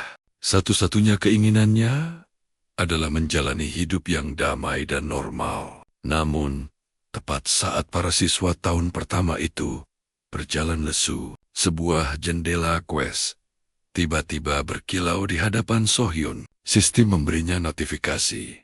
Sebuah quest utama sedang diciptakan khusus untuknya. Taklukkan sekolahmu. Untuk berhasil, ia harus menyelesaikan 3 submisi. Salah satunya, menjadi pemimpin bagi seluruh siswa tahun pertama. Ancaman mengerikan pun muncul jika ia gagal. Semua hadiah dan kekuatan yang ia punya akan lenyap untuk selamanya. Sadar hidupnya akan kembali jadi bulan-bulanan tanpa kekuatan sistem. Sohyun terpaksa memanggil kembali Hyundong dan teman-temannya. Ia terpaksa berbohong, mengatakan kalau yang tadi hanyalah sebuah ujian kecil. Dan kini ia siap untuk memimpin mereka. Wajah ketiganya langsung bersinar penuh semangat. Mereka bersorak menggemakan tekad untuk menyatukan Gangbuk. Namun di balik euforia itu, Sohyun justru dilanda kecemasan mendalam. Ia sadar masa depan yang menunggunya akan dipenuhi konflik tanpa akhir. Sohyun kembali ke bangkunya, mencoba mengalihkan pikiran. Ia teringat pada kartu platinum yang sama sekali belum ia coba. Saat itulah ia sadar. Chirin duduk persis di sebelahnya. Gadis itu menatapnya dengan ekspresi bingung. Ia bertanya soal rumor tentang penguasa baru yang sedang heboh dibicarakan. Didorong rasa penasaran, Sohyun memutuskan untuk mencoba skill barunya. Ia menatap lekat Chirin, lalu mengaktifkan sneak peek. Dalam sekejap, skill itu pun aktif. Tatapan Sohyun yang aneh membuat Chirin seketika merasa sangat risih, seolah ada sesuatu yang sedang memindai seluruh rahasianya. Tanpa satu sentuhan pun, sistem menampilkan notifikasi. Target bernama Chirin sedang dianalisis. Wajah Chirin sontak memerah karena rasa malu yang tak tertahankan. Sementara Sohyun terpaku menanti informasi dahsyat apa yang akan diungkapkan oleh kartu platinum itu.